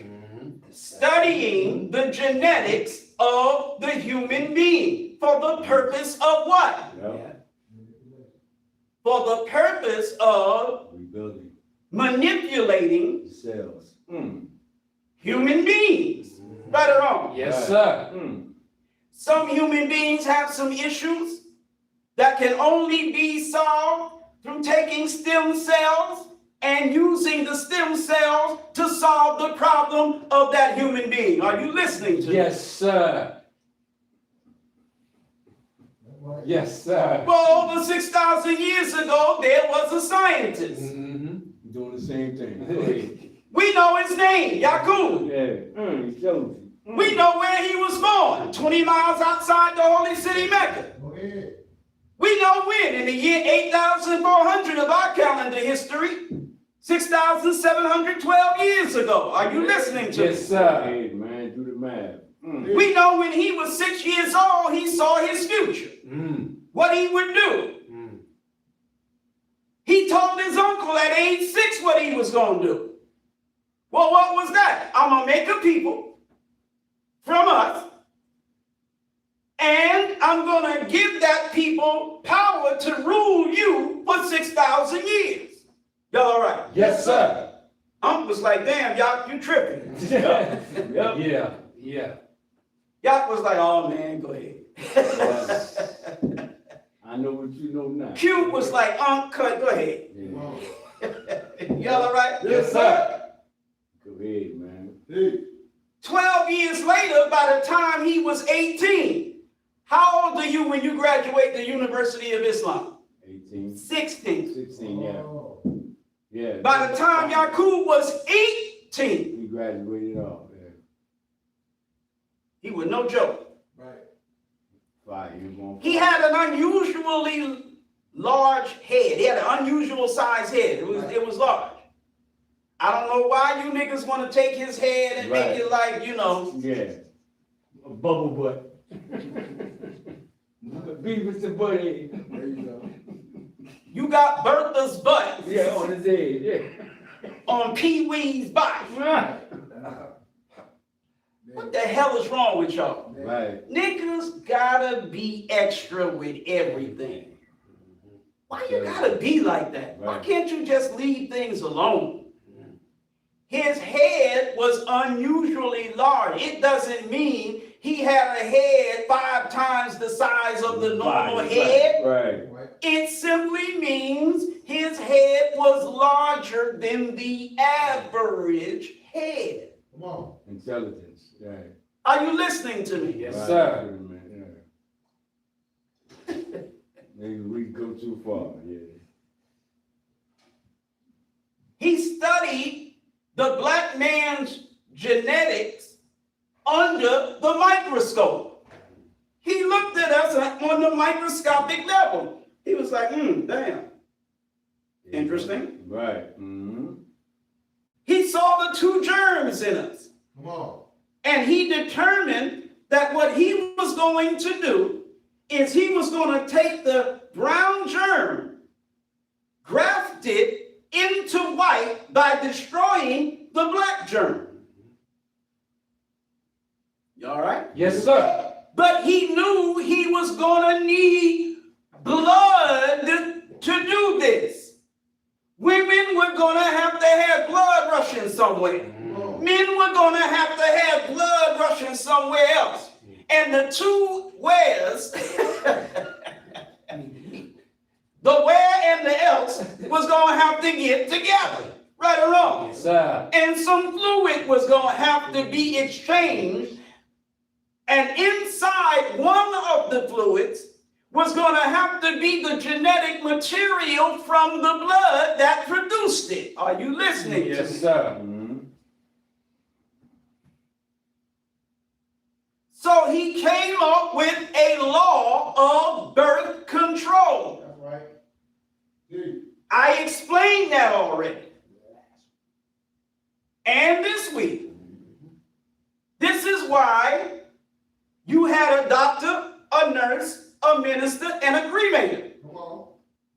Yaqub was going to use these four laborers to control birth. Are you listening to me? Yes, sir. The doctor's going to control birth by controlling who makes babies. The nurse is going to control birth by killing particular babies and saving others. Mm-hmm. The minister is going to be the one who the doctor is going to give the certificate to marry or to prevent them from marrying. The minister is told, well, you can't marry these. Right. Marry these. Y'all listening to me? Yes, sir. You're controlling birth. Mm-hmm. Doctor, nurse, minister, cremator. You with me? Yes, sir. Mm-hmm. Mm-hmm. They're all controlling birth at one level or the other where blood is involved. Right? Yes, sir. Okay.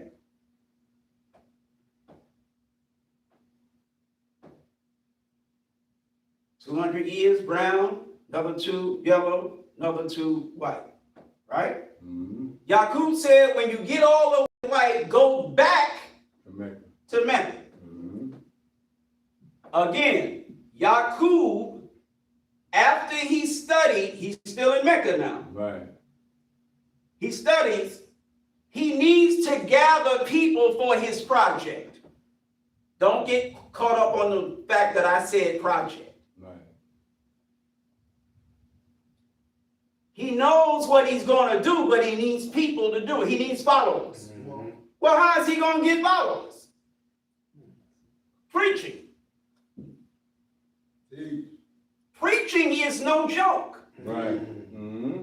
Preaching is no joke. But niggas think preaching is a joke. Right. That's why when you see me preaching on Sunday and you don't see the chairs filled, you take me for a joke. Oh. Because you a hoe. Mm-hmm. And you ain't nothing but a hoe. I ain't talking to everybody. I'm talking to you hoe niggas who think I need a big audience to make a difference. You a hoe. I don't give a damn how proper that language is, nigga. You's a hoe. Y'all all right? Yes, sir. Mm. Preaching is no joke. And my preaching, Minister Kevin's preaching, is not taken by wise people as no damn joke. All praise to Allah for the most honorable Elijah Muhammad. Only fool. White folk came from preaching. Mm. Not even in no mosque. On the street. White folk came from a nigga preaching in the streets. Go ahead. And attracting followers. Go ahead, man. The authorities in Mecca became alarmed Yeah, the rest of them. Yep. at the following that Yaqub was gathering. Right. They arrested this nigga. Come on. Get them up. Yep. Same thing with the messenger. Yep. Show me your hand. Yep. Get up against the wall and spread them. Mm. You got any weapons or sharp objects on you? Right. Go ahead, buddy. Pack that nigga down. Took him in.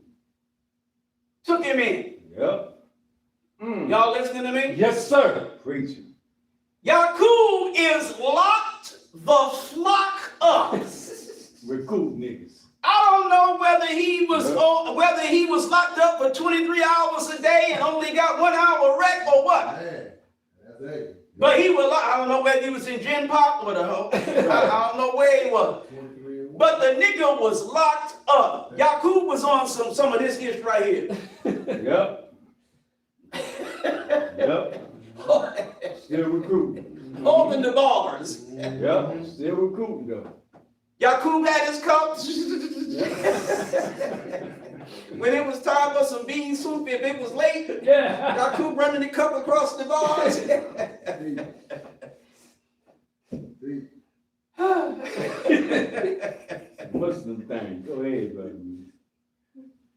But his followers were still in the streets preaching what their leader was preaching, but he was locked up. right. Mm-hmm. Hold it down. The followers following is still growing. Talk black to me. See, we need followers like that. Mm-hmm. We need followers like that. We need followers that believe in the messenger the way Yaqub's followers believed in him. Yes. All praises due to Allah. That's right. So word gets back to the king. God. That's The king done read the book. it. Right. What book? Holy Quran. Yep. Go ahead. The king is reading the book Go ahead.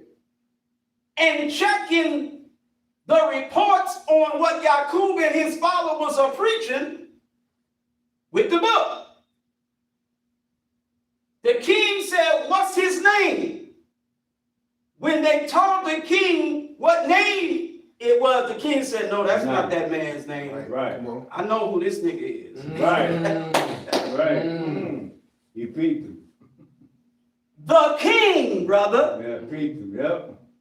went to see Yaqub. Nick. My Nick. The king went to see Yaqub. Walk in the cell. Assalamu alaikum. Right. Yaqub said, "Wa alaikum salam." Mm-hmm. Then they kicked it. What you need, my nigga? Yeah. Well, what up? Yeah. Get you out of here. Yaqub and the king are kicking it. And the king, listen, we need to solve this. We need to, Yeah. because this has done got out of hand. Now, how can we resolve this? Yaqub tells the king, "Send me and my followers someplace. Separate us. Send me and my followers someplace. Yeah. And you provide us with all of the things that we need for about 25 years until we can take care of ourselves. First 25 years, you got to make sure we got everything we need." Right. Sound familiar? Separation. Talk back to me. Yes, Yes, sir. sir.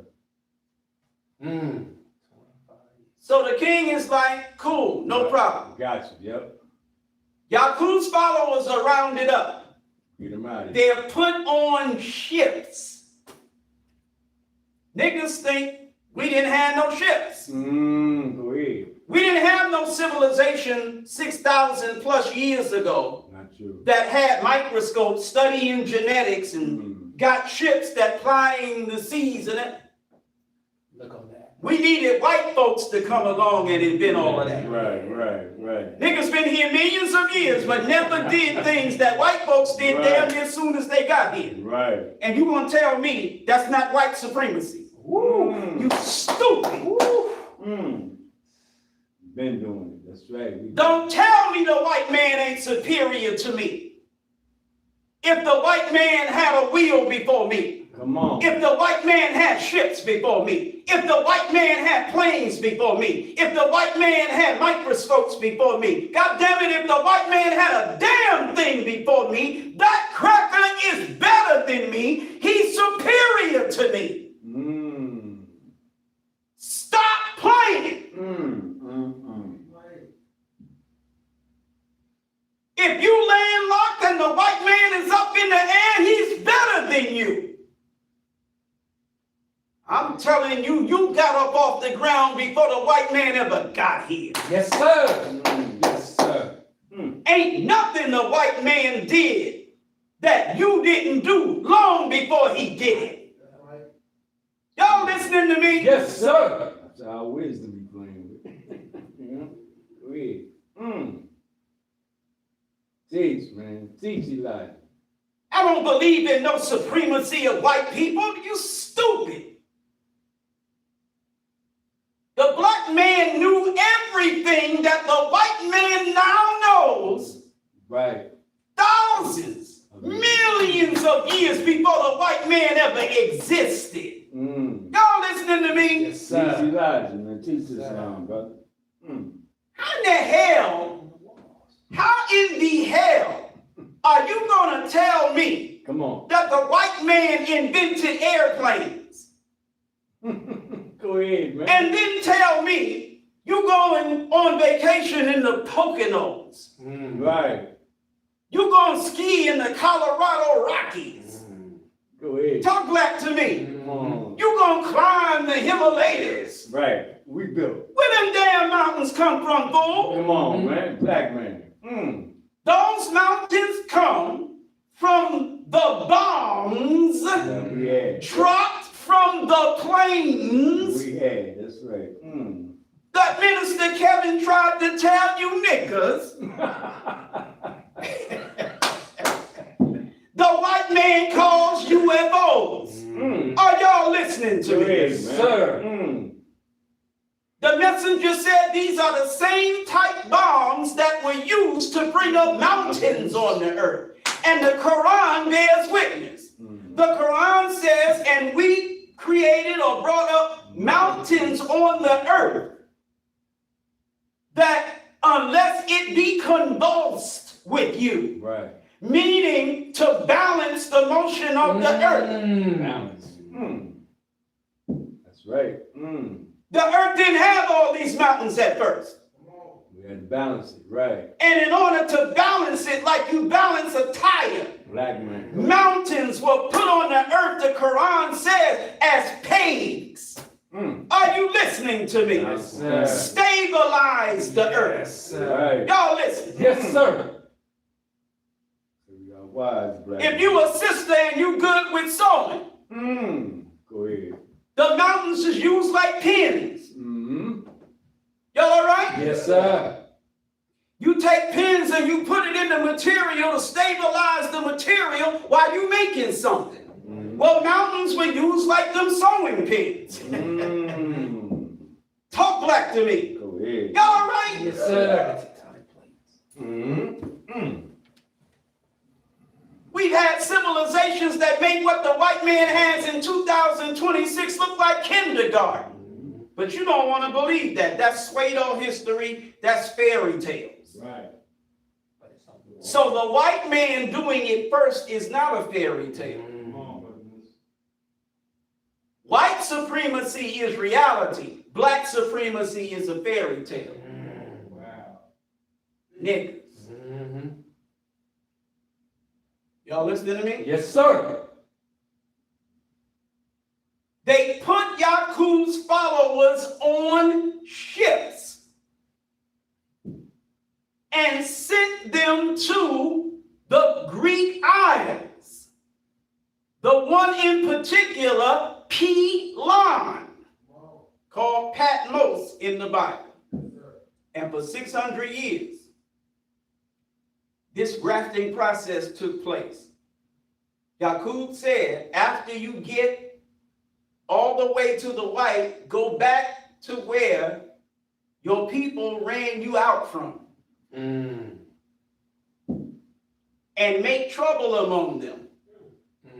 He said, rent a room in their houses and have your wife tell them that you heard the neighbor talking about them. Y'all all right? Yes, sir. In other words, start some he said, she said ish. Y'all listening? Rumor mongering. Go there and start rumor mongering. He said, when you get them fighting amongst each other, offer to settle their differences. In other words, divide and conquer. Talk back to me. Get them niggas fighting. And then you offer the referee. You offer to settle the dispute. Hello? The white man gets the whole world fighting and sets up the League of Nations at first. That failed. Then set up the United Nations. Are you listening to me? To do what? Settle the disputes that the white man started. Y'all all right? Yes, sir. And some of you Muslim niggas talking about going to the United Nations to solve our problem. Go ahead, man. Come on. Go ahead. The hell out my face. Come on. That's right. Enemy. So you're going to solve the problem of the black man that was caused by the white man by going to the white man to settle the disputes. The disputes that we have with each other and also the dispute we have with him. You don't realize, based on the study of the messenger's teaching, that your United Nations project is crazy as hell. Y'all all right? Yes, sir. All praise is due to Allah for the most honorable Elijah Muhammad. Yaqub taught his followers, get us fighting and then offer to settle the dispute. That's what the United Nations is, genius Muslim nigga. It's the white man's apparatus to settle the disputes of the world that he is responsible for. I'm not going to no damn United Nations looking for nothing. And neither should you. Y'all all right? Yes, sir. So if the white man let a nigga come to the United Nations and say something, give him some kind of recognition or whatever, don't reach out to me thinking that you're going to convince me that this is some kind of good thing going on. Go ahead, man. And I need to get with you. The hell I do? Y'all all right? Yes, sir. Give a damn about no United Nations? If the United Nations passes a resolution unanimously, niggas are wonderful. I ain't never seen nothing good and wonderful as niggas. And we all need to get on our knees and kiss the feet of niggas. Lord have mercy, we just love us some niggas. I still ain't interested. Y'all all right? Yes, sir. Ain't no good coming to us from no damn United Nations. United Nations is the problem. It's not the solution. The United Nations settled these criminal colonists on Palestine to call it Israel. United Nations did that. The United damn Nations did that. Israel did not come into existence without the United Nations. It came into existence by agency of the United Nations. And Israel has been committing genocide against the Palestinians for damn near 3 years now. And the United Nations has proved powerless to do a damn thing about it. Yes, sir. Israel bombs and kills United Nations workers. And the United Nations does nothing. Y'all listening to me? Yes, sir. There's not a single resolution that the United Nations has voted for against Israel since the beginning of Israel that wasn't just nixed by America. Y'all listening to me? Yes, sir. Y'all all right? Yes, sir. So what the hell good is the United Nations? How many nuclear weapons does the United Nations have?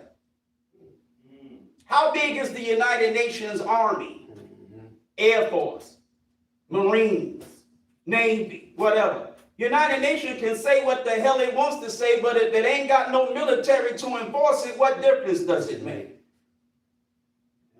This is why America ignores the United Nations. Israel ignores the United Nations. Everybody been ignoring the United Nations. Talk black to me. Yeah. But here's a nigga with supreme wisdom want to go to the United Nations. Yeah, You done lost your damn mind. make it make sense. That's right. All right now. Go back, start trouble. Divide them up, right? Got them fighting and killing each other. Come on. Yeah. They offer to settle the disputes. Now, Mecca done turned up. Within 6 months of the devils going back to Mecca, Mecca is turned up. So the leadership in Mecca, realizing that all of this started when these crackers got here, decided we're going to round all these crackers up and we running them the hell up out of here. Y'all listen? Yes, sir. They rounded up all they could find. Meaning, they didn't round up the devils they couldn't find. They rounded up all they could find, stripped them of our clothing, gave them nothing but, I would say, an apron, a cloth to wear to hide their shame. Are you listening to me? Yes, sir. No shirt, no shoes, no service. This is why Masons wear the apron. Well, what they're saying. That apron is a symbol of what happened to the white man when he was run out of Mecca 6,000 plus years ago. Y'all all right? Yes, sir. Yes, sir. All right.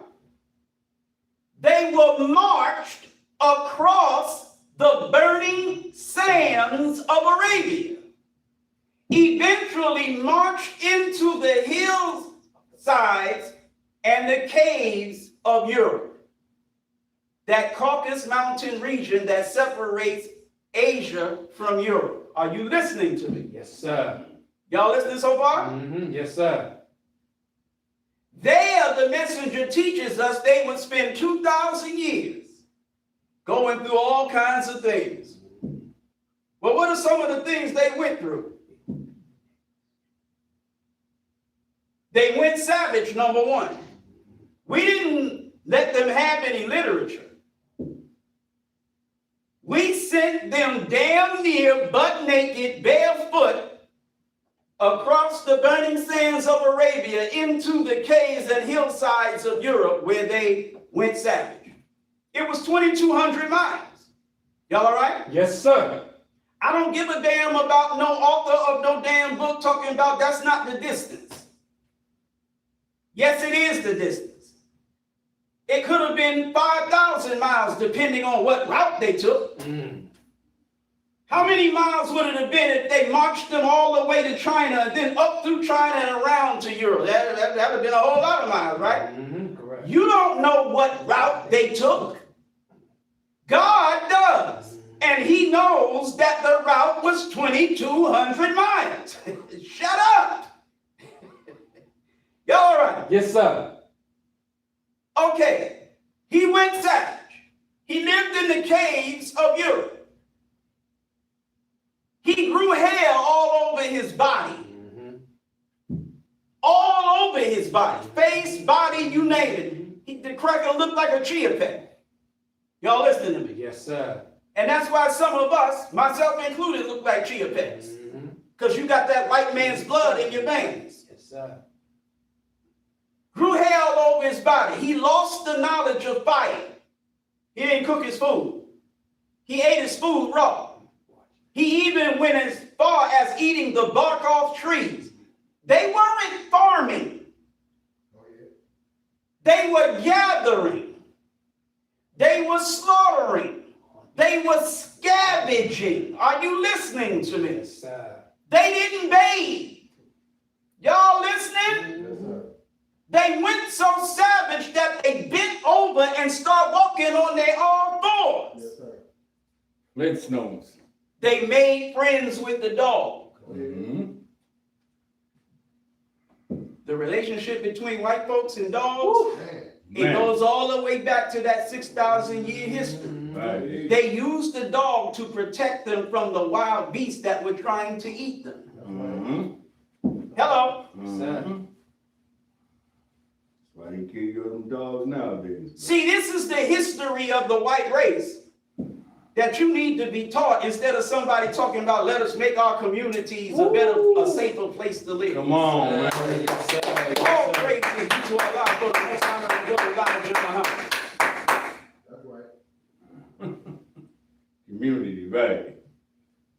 The messenger said that the truth that will set you free is the knowledge of self, the knowledge of God, the knowledge of the devil, and others. Right or wrong? That's it. That's the truth that will make you free. Go ahead. Meaning what? Your communities will be a safe place for you to live. Go ahead. Your communities are not a safe place for you to live because you dumb as hell. You don't have knowledge of self. You don't have knowledge of self, God, the devil, and others. That's how to teach. Stop these stupid, lame, watered down projects Come on. in the name of the messenger and your damn minister. Teach the message of the messenger. Are you listening to me? Yes, sir. When the messenger was here, our communities became a safer place for us to live. But he didn't teach the stuff you teaching. He taught what I'm teaching right now. And enough people believed it that safety in our communities became more of a reality. Y'all all right? Yes, sir.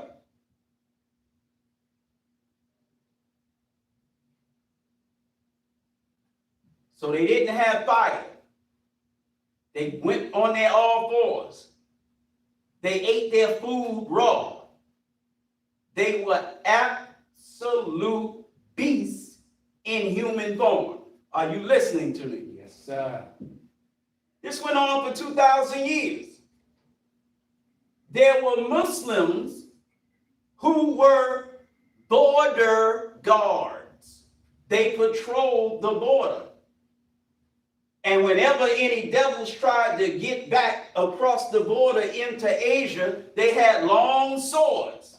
And they chopped the devil's head right off his shoulders. Are you listening to me? Yes, sir. They were bottled up in Europe for 2,000 years. EU means hillsides. The rope is the roping them in, meaning bottling them in, patrolling the border, not letting them come across the border. That's what the rope in Europe means. Are you listening to me? Roped in, bottled in, stuck in the hillsides and the caves of Europe. 2,000 years. But that's the ones we found.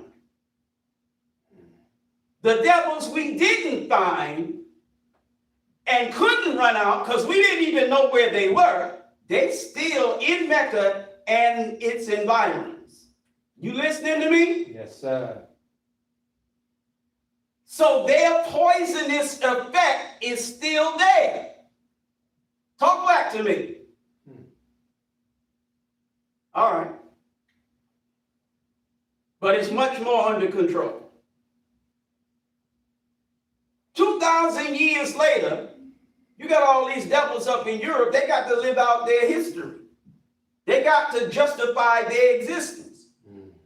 Musa, which is Arabic for Moses, is sent from Egypt. Speaking ancient Egyptian Arabic, he's sent from Egypt up into Europe to civilize the Caucasian people. Y'all all right? Yes, sir. He's half original. Why? He go up there looking like us, he ain't gonna last long. So he's half original. He looks something like the crackers he's going to civilize. He goes up to civilize them. They're so savage, he had to sleep in a ring of fire. Y'all listening to me? They scared of fire. He had to put a board in their backs to teach them to walk upright again. He had to teach them to shave themselves, how to cook their food, how to build a home for themselves, how to live a respectful life. 23 years he spent doing this. Are y'all listening to me? Yes, sir. Sometime he had to kill them. The ones that gave him the most trouble, he took them up on a mountain, that he laced the mountain with dynamite. What did I say he used? Dynamite.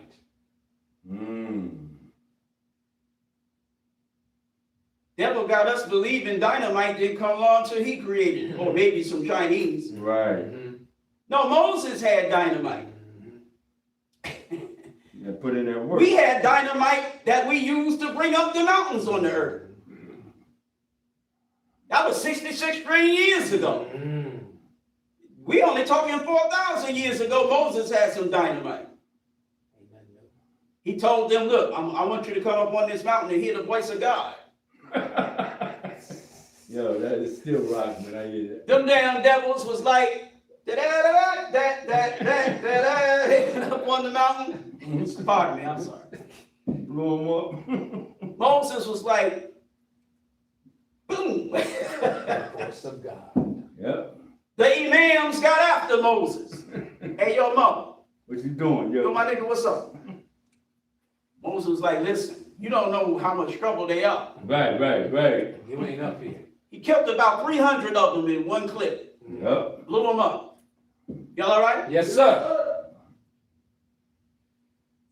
Some of those devils believed in what Moses taught them just to get out of the caves. In other words, to improve their condition. Y'all listening to me? Yes, sir. Moses also taught them some, but not all, some of the technology that Yaqub had taught them that they forgot. Why did they forget it? Well, they went savage. 2,000 years, they didn't have no literature, no civilization, whatever. Okay? So they forgot all the technology that Yaqub taught them. Well, Moses came back and taught them some of it. Not all of it. Not all of it, some of it. Telling lies, stealing, how to master the original man. Y'all listening to me? Yes, sir. White folks came up in the game called civilization, and then they started moving towards the centers of civilization established by the black man. Sumer, Elam, Persia. India. Elam is Persia. Yeah, okay. Sumer, which is Mesopotamia, Elam, which is Persia, India, yeah, and Arabia and Africa. Y'all listening to me? Yes, sir. Yes, sir. That's where you get these crackers in the Delta region of ancient Kemet. Teach you lies. Huh? That's where you get them. Yeah. That's when they start calling Kemet before it was Nubia. Go ahead. So you got Upper Egypt that's still black, but you got Lower Egypt, whites all up in there causing problems. Yep. Y'all listening to me? Yes, sir. Right, exactly. Yep. To be honest with you, there was whites already doing that before Moses went up in the caves. Oh yeah, there were some whites that were doing that. These are the ones that obviously we hadn't rounded up. Wow. Y'all listening now? Yes, sir. All right now. Uh-huh. So they're moving down into it. Now, I'm saying this because you got another racist controversy. I don't know how to pronounce this woman's name, Lupita Nyong'o or whatever. She's going to play Helen of Troy.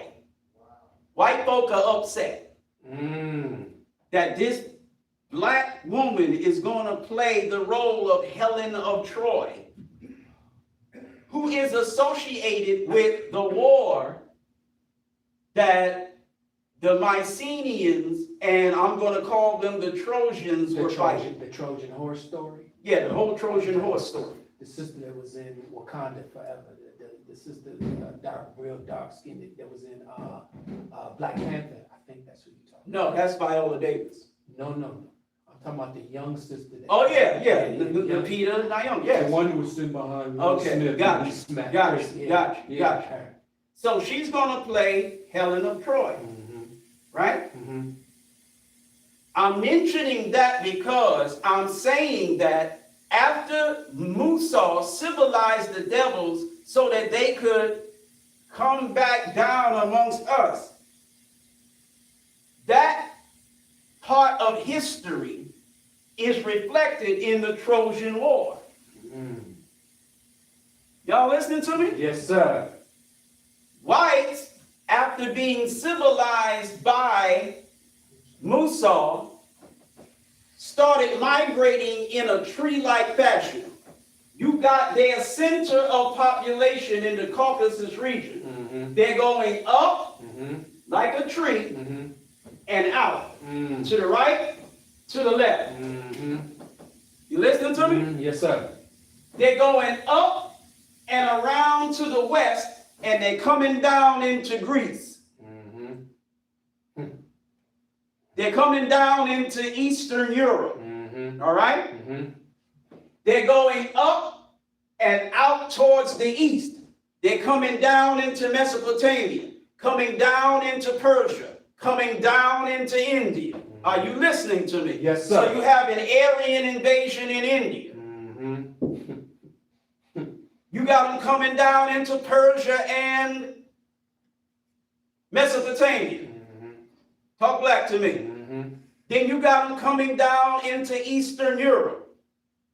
Eventually going into Western Europe, but we just going to deal with Eastern Europe now. So now they're coming down into black civilizations like the Minoan Cretans. Are you listening to me? Yes, sir. The Minoans, they were black. The Mycenaeans, they were black. But by the time the Trojan War began, whites are coming down into that area, conquering the original black civilizations of that area. All right? The Minoans and the Mycenaeans, they're conquering them. So now you got Agamemnon, white boy, who large and in charge, and now they're going against the Trojans, meaning the Black Turks. Oh, okay. And the Black Iranians, the Elamites, were involved in helping militarily the Black Turks fight these white Greeks who conquered the Black Greeks. Are you listening to me? Yes, sir. Yes, sir. The Trojan War is nothing but an ancient version of the Punic Wars. Come on. Go ahead. Teach. Before you had the Romans, you had the Etruscans, black. Y'all listening to me? Yes, sir. Eventually, Italy loses control. The Etruscans lose control. The Romans take over. There's a lot of Etruscan civilization influence in Roman civilization. It's not just Egyptian, it's not just Greek, it's Etruscan. There's a whole lot of the Roman Catholic Church that you can trace the rituals, various aspects of it to the ancient Etruscans. Y'all all right? Yes, sir. Another one of the books I read a long time ago. When the hell you ever hear me talking about Etruscans? Usually I'm fussing or cussing niggas out. Ain't got time to deal with intelligent stuff. I gotta be getting at niggas. But in any event, I know the history of Italy. I actually know the history of Italy. I know when white folks start taking over in Italy. Y'all all right? Yes, sir. All praise is due to Allah for the most honorable Elijah Muhammad. So this Helen of Troy fiction is talking about the era in history where whites are slowly but surely, after being civilized by Musa, coming further and further and further south, attacking, conquering, and taking over the centers of black civilization in Greece, in Turkey, in India, in Mesopotamia, in Persia, taking over. Y'all all right? Yes, sir. So the Persians, meaning Iranians, identify as Aryan. Talk black to me. They identify as Aryan. That's right. So the Aryans invaded India. And that's where you get the term Indo-European. Go ahead. Go ahead. Talk black to me.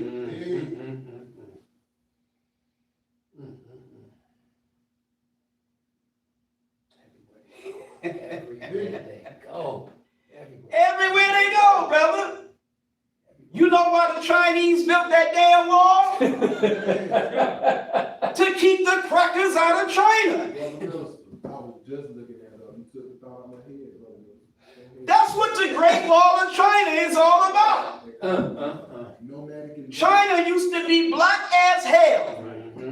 And the light, bright, damn near white Chinese who took over said that the Chinese they took over from were black. Talk black to me. Come on, original man. Yes, sir.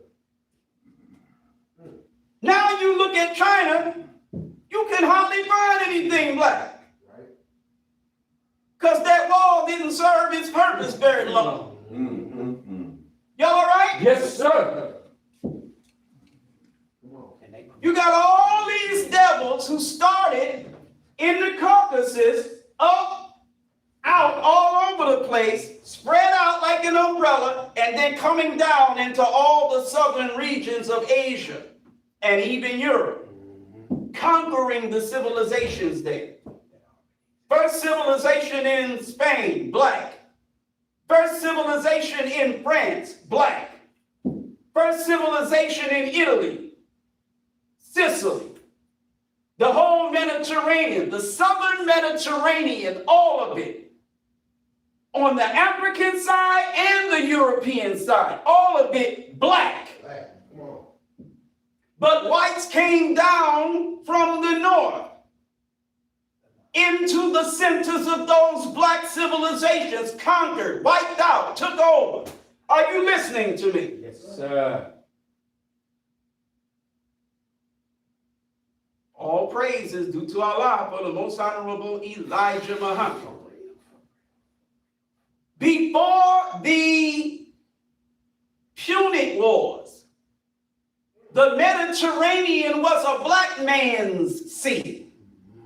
When the Romans won the Punic Wars. That's when the Mediterranean Sea became a white man's waterway. Y'all all right? Yes, sir. The Moors pretty much took it back. That's why white folks don't like Islam. Arabs came over there with other people's property. What other people? Ours. Arabs come over there with some Islam. Niggas on some other ish. Got a whiff of that Islam. Oh, yeah. Everybody think the Arabs just beat us into Islam. No, it was like, man, let me get that. Y'all listening to me? Yes, sir. Next thing we know, we telling now, yo, we got this, homie.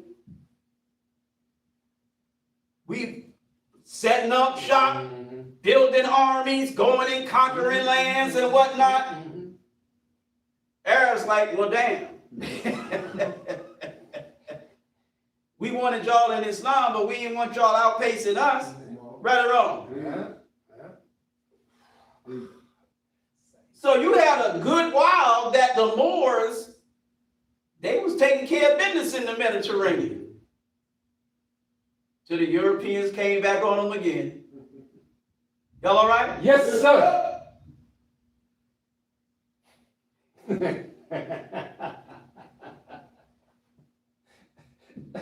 I'm sorry.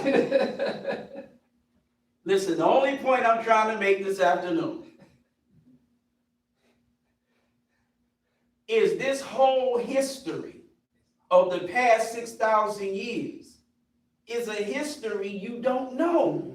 That's right. And when us Muslims try to tell it to you, you won't listen. That's right. You won't accept it. That's right. You want to reject it. But it's the key to understanding your present situation. I'm telling you why everybody ain't black. I'm telling you how you started out with nothing but black people and got brown, red, yellow, and white. I'm telling you why the different colors have a certain attitude against black. Because during the grafting process, they were taught against black. Are you listening to me? Yes, sir. White people were taught mastery of us. It was one of us that taught it. But so what? They weren't taught to get along with us. Right. They were taught to conquer and master us. That's why your Bible says, be fruitful, multiply, repopulate, meaning replenish the earth, and subdue it. What you mean subdue it? You take control. Well, it was already in somebody else's control. You take control, though. Are you listening? Yes, sir. But they were also told 6 days shalt you labor. But on the 7th day, that's it. The Bible says a day with us is 1,000 years with God. So that means 6,000 years. You're going to run the earth. You're going to be fruitful. You're going to multiply, spread out, take over, dominate, rule for 6,000 years. But in the early morning, the Farad, the what? The Farad. The Farad, the early morning of the 7,000th year, God is going to come. And he's going to remove your world. He's going to establish his kingdom. And it's going to last forever. Are you listening to me? Yes, sir. God, at the end of 6,000 years of a world, comes to remove that world. He chooses a people that will be his representatives to the rest of the world, who will be the rulers with his guidance of the world, a new world. He's not going to, as Jesus said, you don't put new wine into old wineskins, lest the wineskins burst and the wine spill over the ground. No, you put new wine into new wineskins. So this Farad that's coming on two levels, coming as a period of time, but also coming as a man born for the time. Are you listening? Yes, sir. This Farad that's coming, the man that's coming at the time, that people that he's going to choose to be the rulers of a new world, he's going to cause them to grow into a new growth. In other words, he's going to make that people new wineskins to receive the new wine, the new teaching that's going to rule the new world. There's going to be a new Islam. You Orthodox Muslims want to keep the old Islam because you're idiots. You better get the old Islam hell out of my face.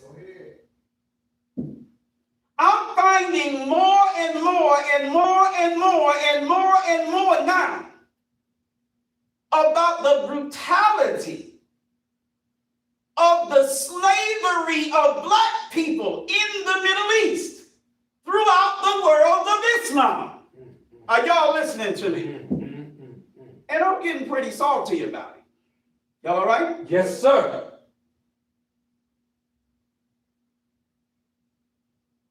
But you fool niggas that are against Islam and want to use slavery as your tool, I want you to keep something in mind. Your own African brothers and sisters in Islam enslaved their own African brothers and sisters. Are y'all all right? Yes, sir. Well, that's because they was in Islam, you stupid. We have been doing this to each other throughout the whole 6,000 years. How many times do I have to mention to you that when Thutmose, the what, first, second, third, I don't give a damn, that when he conquered Kerma, he came back with a bunch of black African slaves from ancient Kerma. Are you listening to me? He wasn't Muslim. He was ancient Kemet. Y'all listening? He came back with gold, ivory, ostrich feathers, I think, a whole bunch of stuff that was the booty, the prizes of war, but also slaves. Y'all listening to me? Yes, sir. There was a trans-Saharan slave trade before the Arabs marched across North Africa. There was already a trans-Saharan slave trade run by niggas. That's a historical fact. You want to argue? Pick the time and place and we can talk about it. I know what I'm talking about. Y'all all right? Yes, sir. The rise of Islam and the black power that came with it only increased it and made it more sophisticated. But the niggas who was doing it in Islam were already doing it before Islam. Y'all all right? Yes, sir. It's a fact. The old world of Islam, the messenger teaches us, was ruled,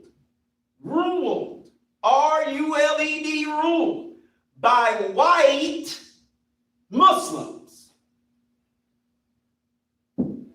So I'm not accepting no old world Islam. Because in that old world of Islam ruled by white Muslims, you find a whole lot of slavery and brutality against black people.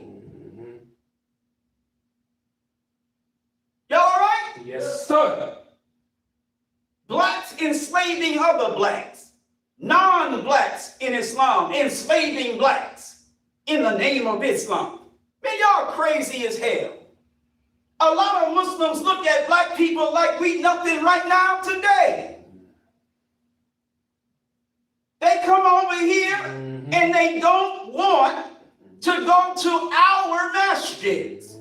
They set up their own. And if we go to theirs, they ain't really feeling us in theirs. Talk black to me. Yes, sir. They don't want your black Muslim behind marrying their non-black Muslim daughters. Talk black to me. Facts. They don't want necessarily, I said necessarily, they will tolerate way more their non-black Muslim sons bringing black Muslim daughters in their home because they have always loved to have black African concubines. But they didn't want black men having their women. Y'all all right? Yes, sir. A lot of these Muslim populations have these sort of darker complexions. It's from concubinage. It's because they having children with black African concubines. Y'all listening to me? Yes, sir. They love running in and out of black women. But their sons and daughters identify with their non-black father. Isn't that what happened in ancient Egypt? Yep. Exactly what happened. That's what happened in ancient Egypt. Yep. That's how the lesser non-African Egyptians came to have the identity of Egyptian. Y'all listening to me? You produce these mulattoes, and then the mulattoes become recognized as Egyptians. White fathers, black mothers, but the children identifying with the white fathers. Right. Talk back to me. Yes, Right. sir. You got a whole lot of African Arabs, but who identify as Arab, not African. Arab father, African mother, but the children identify as Arab, not African. Yeah, that's right.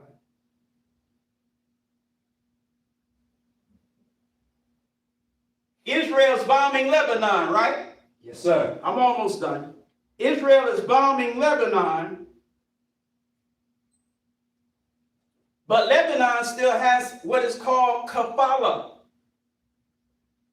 Kafala, kafala system. Saudi Arabia recently got rid of it. In name only, though. Kafala system. No, that's not caste. That's India.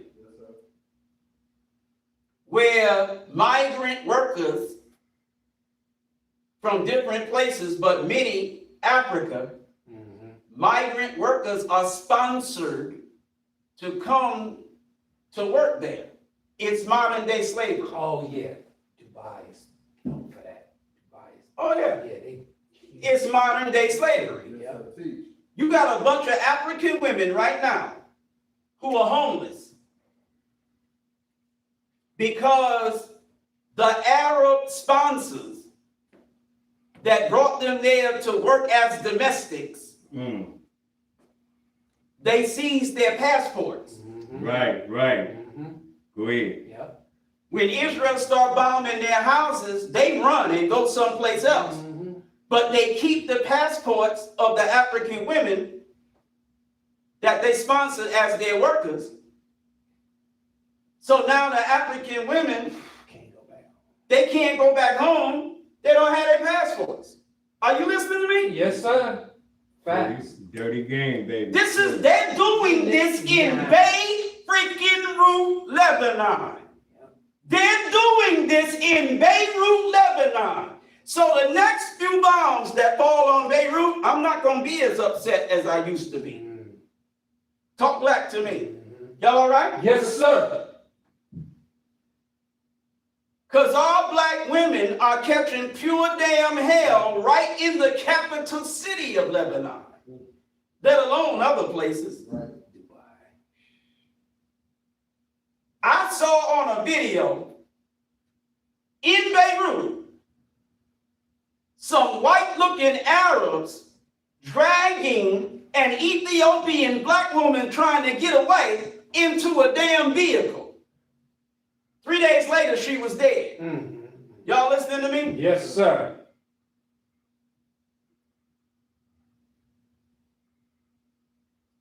Now, I used to be crying crocodile tears, not literal now.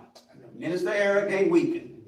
But I'm just saying, metaphorically, I'm crying crocodile tears at what the white man is doing to my Muslim brothers and sisters in the Middle East and all. I got a cape that's bigger than this damn temple wrapped around my neck, flying around, caping for these damn Arab Muslims.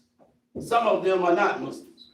Go ahead. Yes, sir. Go ahead. Make it plain. There's the truth here.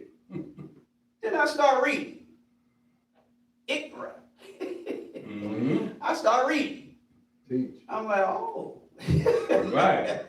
Right. Really? This what's going on. Certainly. Why certainly? Well, now, this is real interesting. See what I'm saying? Yes, sir. Yes, sir. Now I'm like, okay, Now we see that. I can see why y'all catching some of this hell. Yeah, right.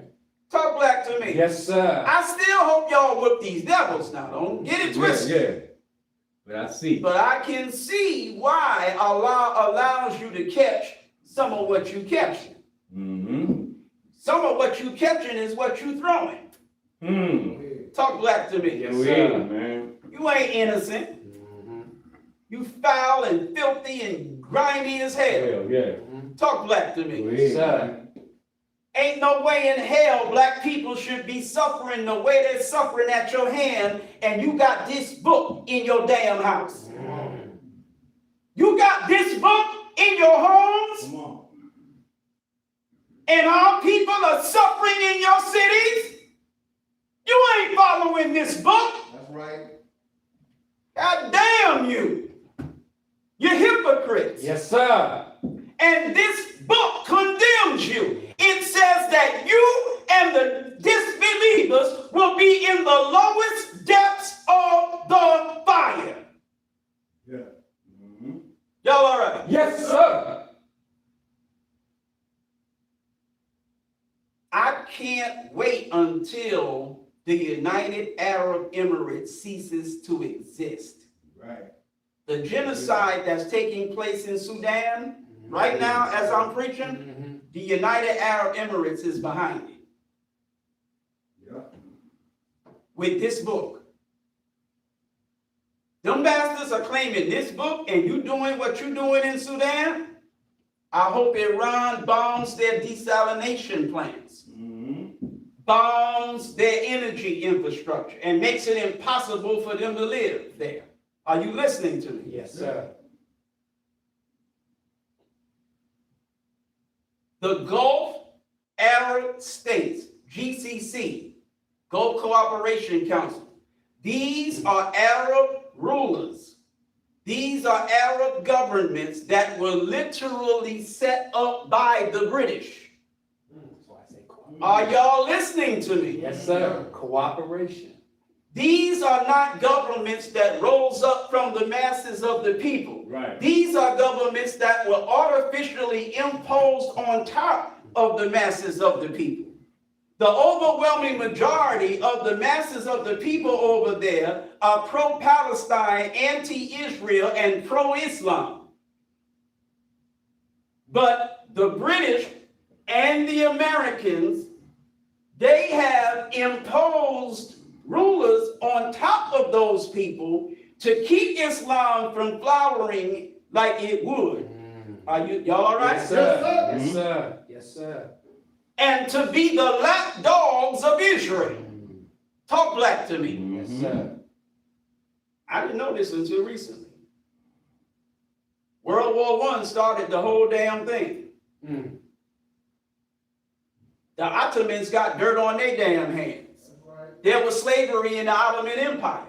Deep, Oh, hell yeah. Whoa. deep. Oh, absolutely. Smack me with that one, brother. Some of the slave trade from East Africa Right. to Iran, Yeah. Okay, yeah. some of the excess was sent to the Ottoman Empire. Wow. Y'all listening to me? Yes, sir. Ooh, damn. Teach. So World War I, England is fighting against Turkey, the Ottoman Empire. England beat Turkey. Turkey got it butt whooped. Right?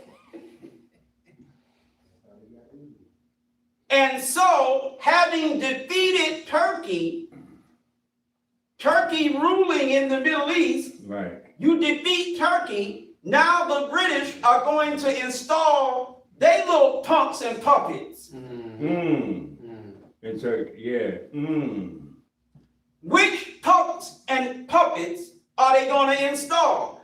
The ones who thought that if they stabbed the Turks, they Muslim brothers in the back, and worked with the white Christian infidels of the West They good. to help the white Christian infidels beat their Muslim brothers from the East, those. So they thought they helped, they assisted the British beat the Turks Right. because they were promised by the British that the British was going to give them the hookup. Yes, sir. The British then turned around and gave their own white brothers from Eastern Europe the hookup, took their land of Palestine, gave it to the so-called Jew, Right. installed puppet rulers all throughout the Gulf region. Oil is discovered. There it is. They manipulate that whole process. Yes, sir. Teach. And now you have absolute nothing but chaos, or nothing but absolute chaos in that whole area. All being controlled by Europe and America through backstabbing Benedict Arnold Arabs. Are you listening to me? Yes, sir. Teach. Teach on the Muslim. The only Muslims who are standing, and I'm not saying they perfect, because we're going to have to talk straight up. I don't know if this is going to interest y'all, but I'm going to say it anyway. The only Muslims who are standing somewhat strong on Islam is Iran and the axis of resistance. Okay. The Shia Muslims Right. and a few Sunnis. A few. Not A much. few, Yeah. just a few Sunnis. But it's mostly the Shia Muslims who have the resistance Going spirit, strong, yeah. the revolutionary spirit, and Iran is at the top of it. And they got so-called proxies in Iraq. They have Yemen proxies, so-called in Yemen. Hezbollah in Lebanon. Hamas in Gaza. Y'all listening? Yes, sir. You have an axis of resistance that's supported by Iran. Shia Muslims. You have Shia Muslims all throughout that Middle Eastern area. Y'all listening? Yes, sir. And they favor Iran for the most part, if not totally. Right, right. Some of them have picked up arms and they are resisting militarily. Some not, but they down with Iran.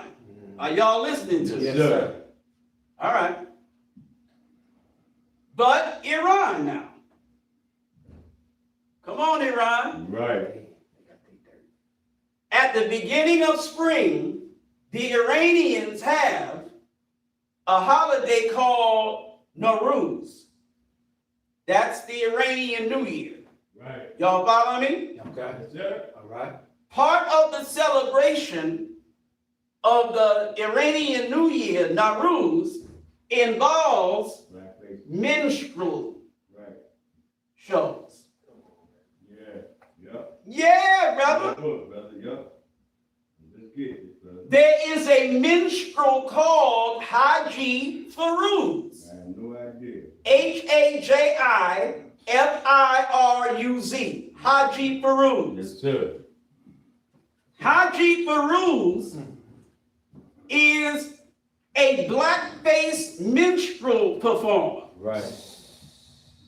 And Haji Firuz is literally the result of what he comes from is black enslaved African eunuchs. You ain't just a slave, you a eunuch. Right. That's deep. You done took African males, castrated them,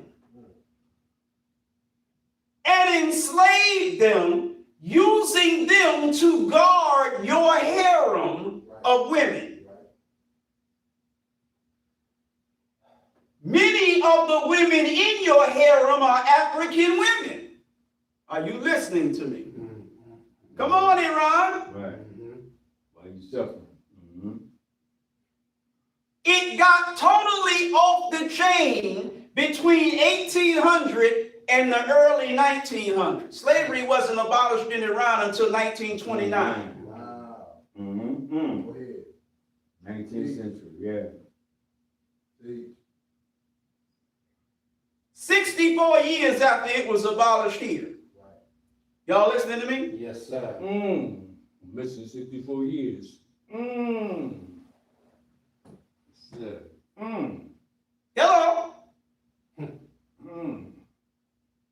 Once it was abolished and you didn't have actual real African enslaved eunuchs,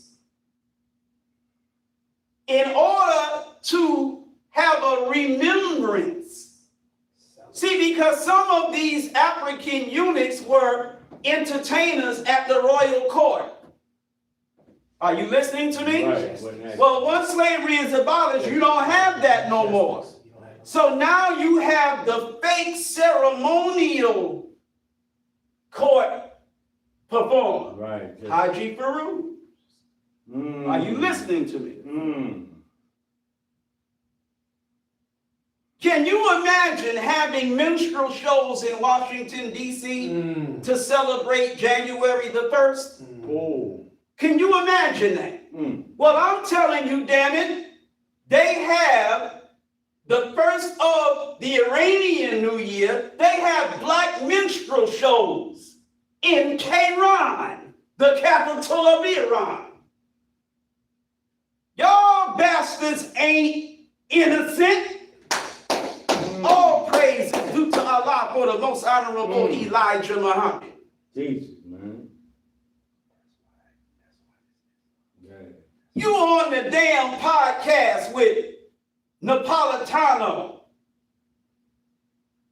Nima Al-Khurshid, other podcasts, talking about the bombing and killing of the little girls in Minab and all of that. You know that area was where the slaves were brought to? Correct. A significant percentage of the population of that area Black. is the descendants of African slaves. Slaves who have been erased from history. Wow. Are you listening to me? Yes, sir. They are marginalized black Iranians who are of the poorest, most neglected population in the country. Are you listening to me? Yes, sir. Their history written out of Iranian history. Talk back to me. It is the areas where they live that suffered the most bombing. At least in the beginning. Yeah. But when they talk about those bombs that fell on February the 28th and the days following that, Black. they don't tell the story of the so-called Afro-Iranians who suffered from those bombings more than any other Iranians. Are you listening to me? That's real. They're not innocent. No, no. I want Iran to do as much damage to America as possible. But my eyes ain't closed no damn more. Real. I'm telling you,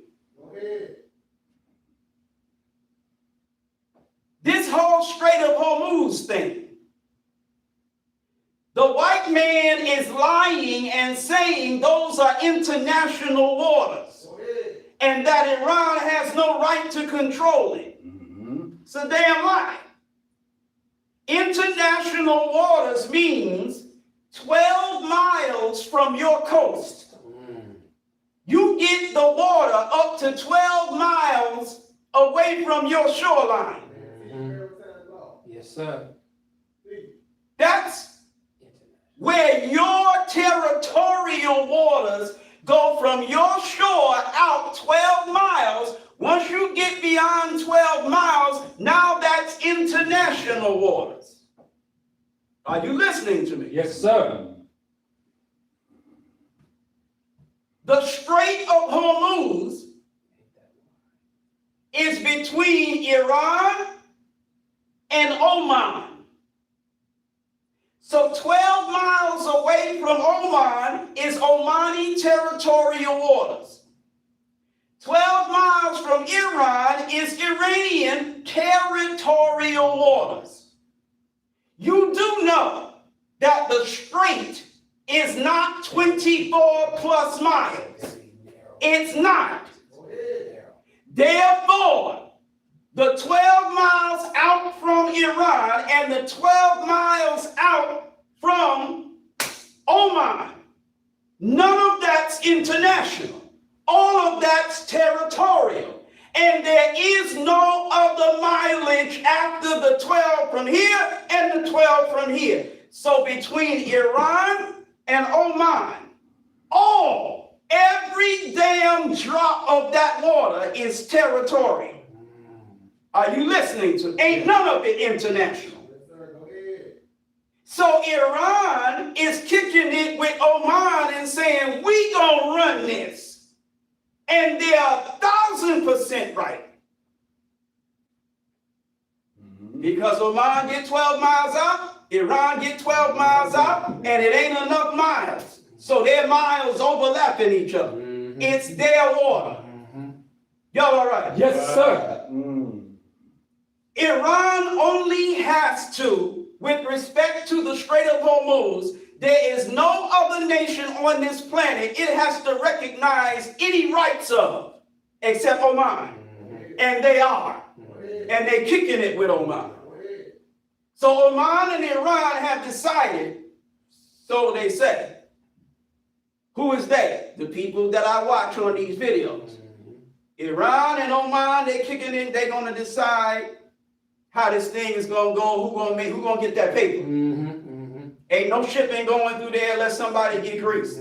Y'all listening to me? Yes, sir. Right. Got to pay the toll. Now, the whole reason I'm bringing this up is this. The East African slave trade was overwhelmingly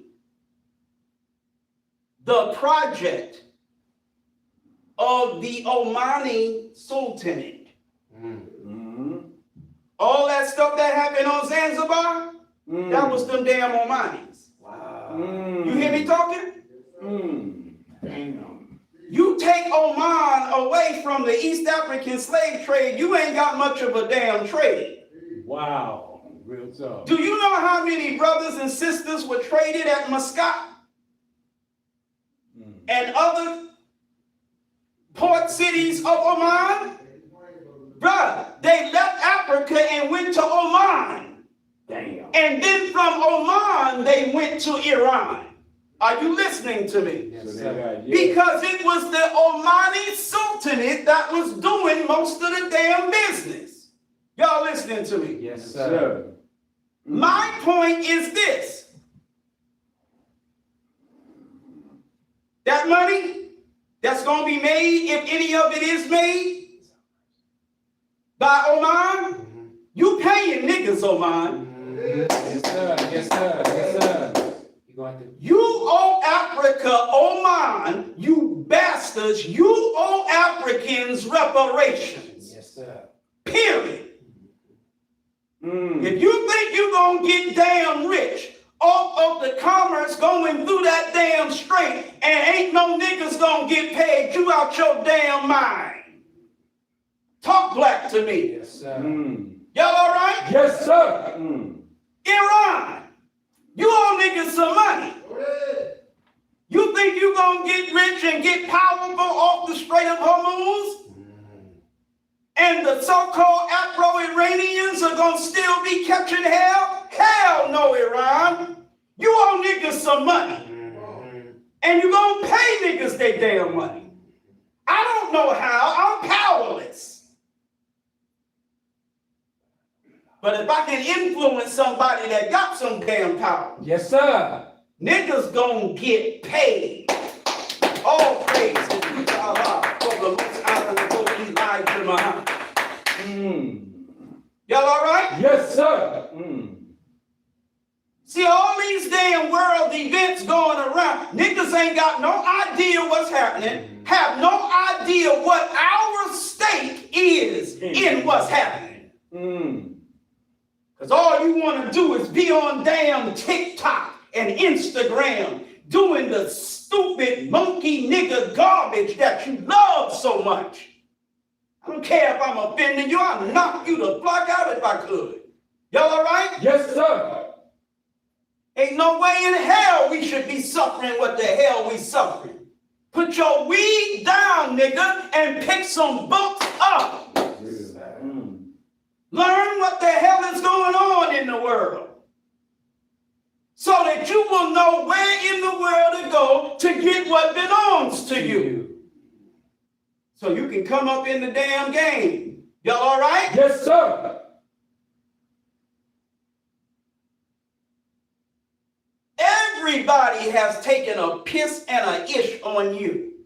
And everybody gonna have to pay. Everybody. Really? Y'all listening to me? Yes, sir. I'm finding out who all of the damn culprits are. Right. And I don't have the power to do nothing about it but run my mouth about it. Right. But if somebody can be influenced by it, That's it. who has some damn power, That's it. Hit the mic. That's it. because preaching is no joke. All praise is due to Allah for the most Yes, honorable Elijah Muhammad. Yes, sir. Now, I have a podcast to do. Good teacher. So I'm going to leave you now as I came before you in the Nation of Islam's greeting words of peace in the Arabic language. Assalamu alaikum. Sir. All praise is due to Allah for the most honorable Elijah Muhammad. Good teacher.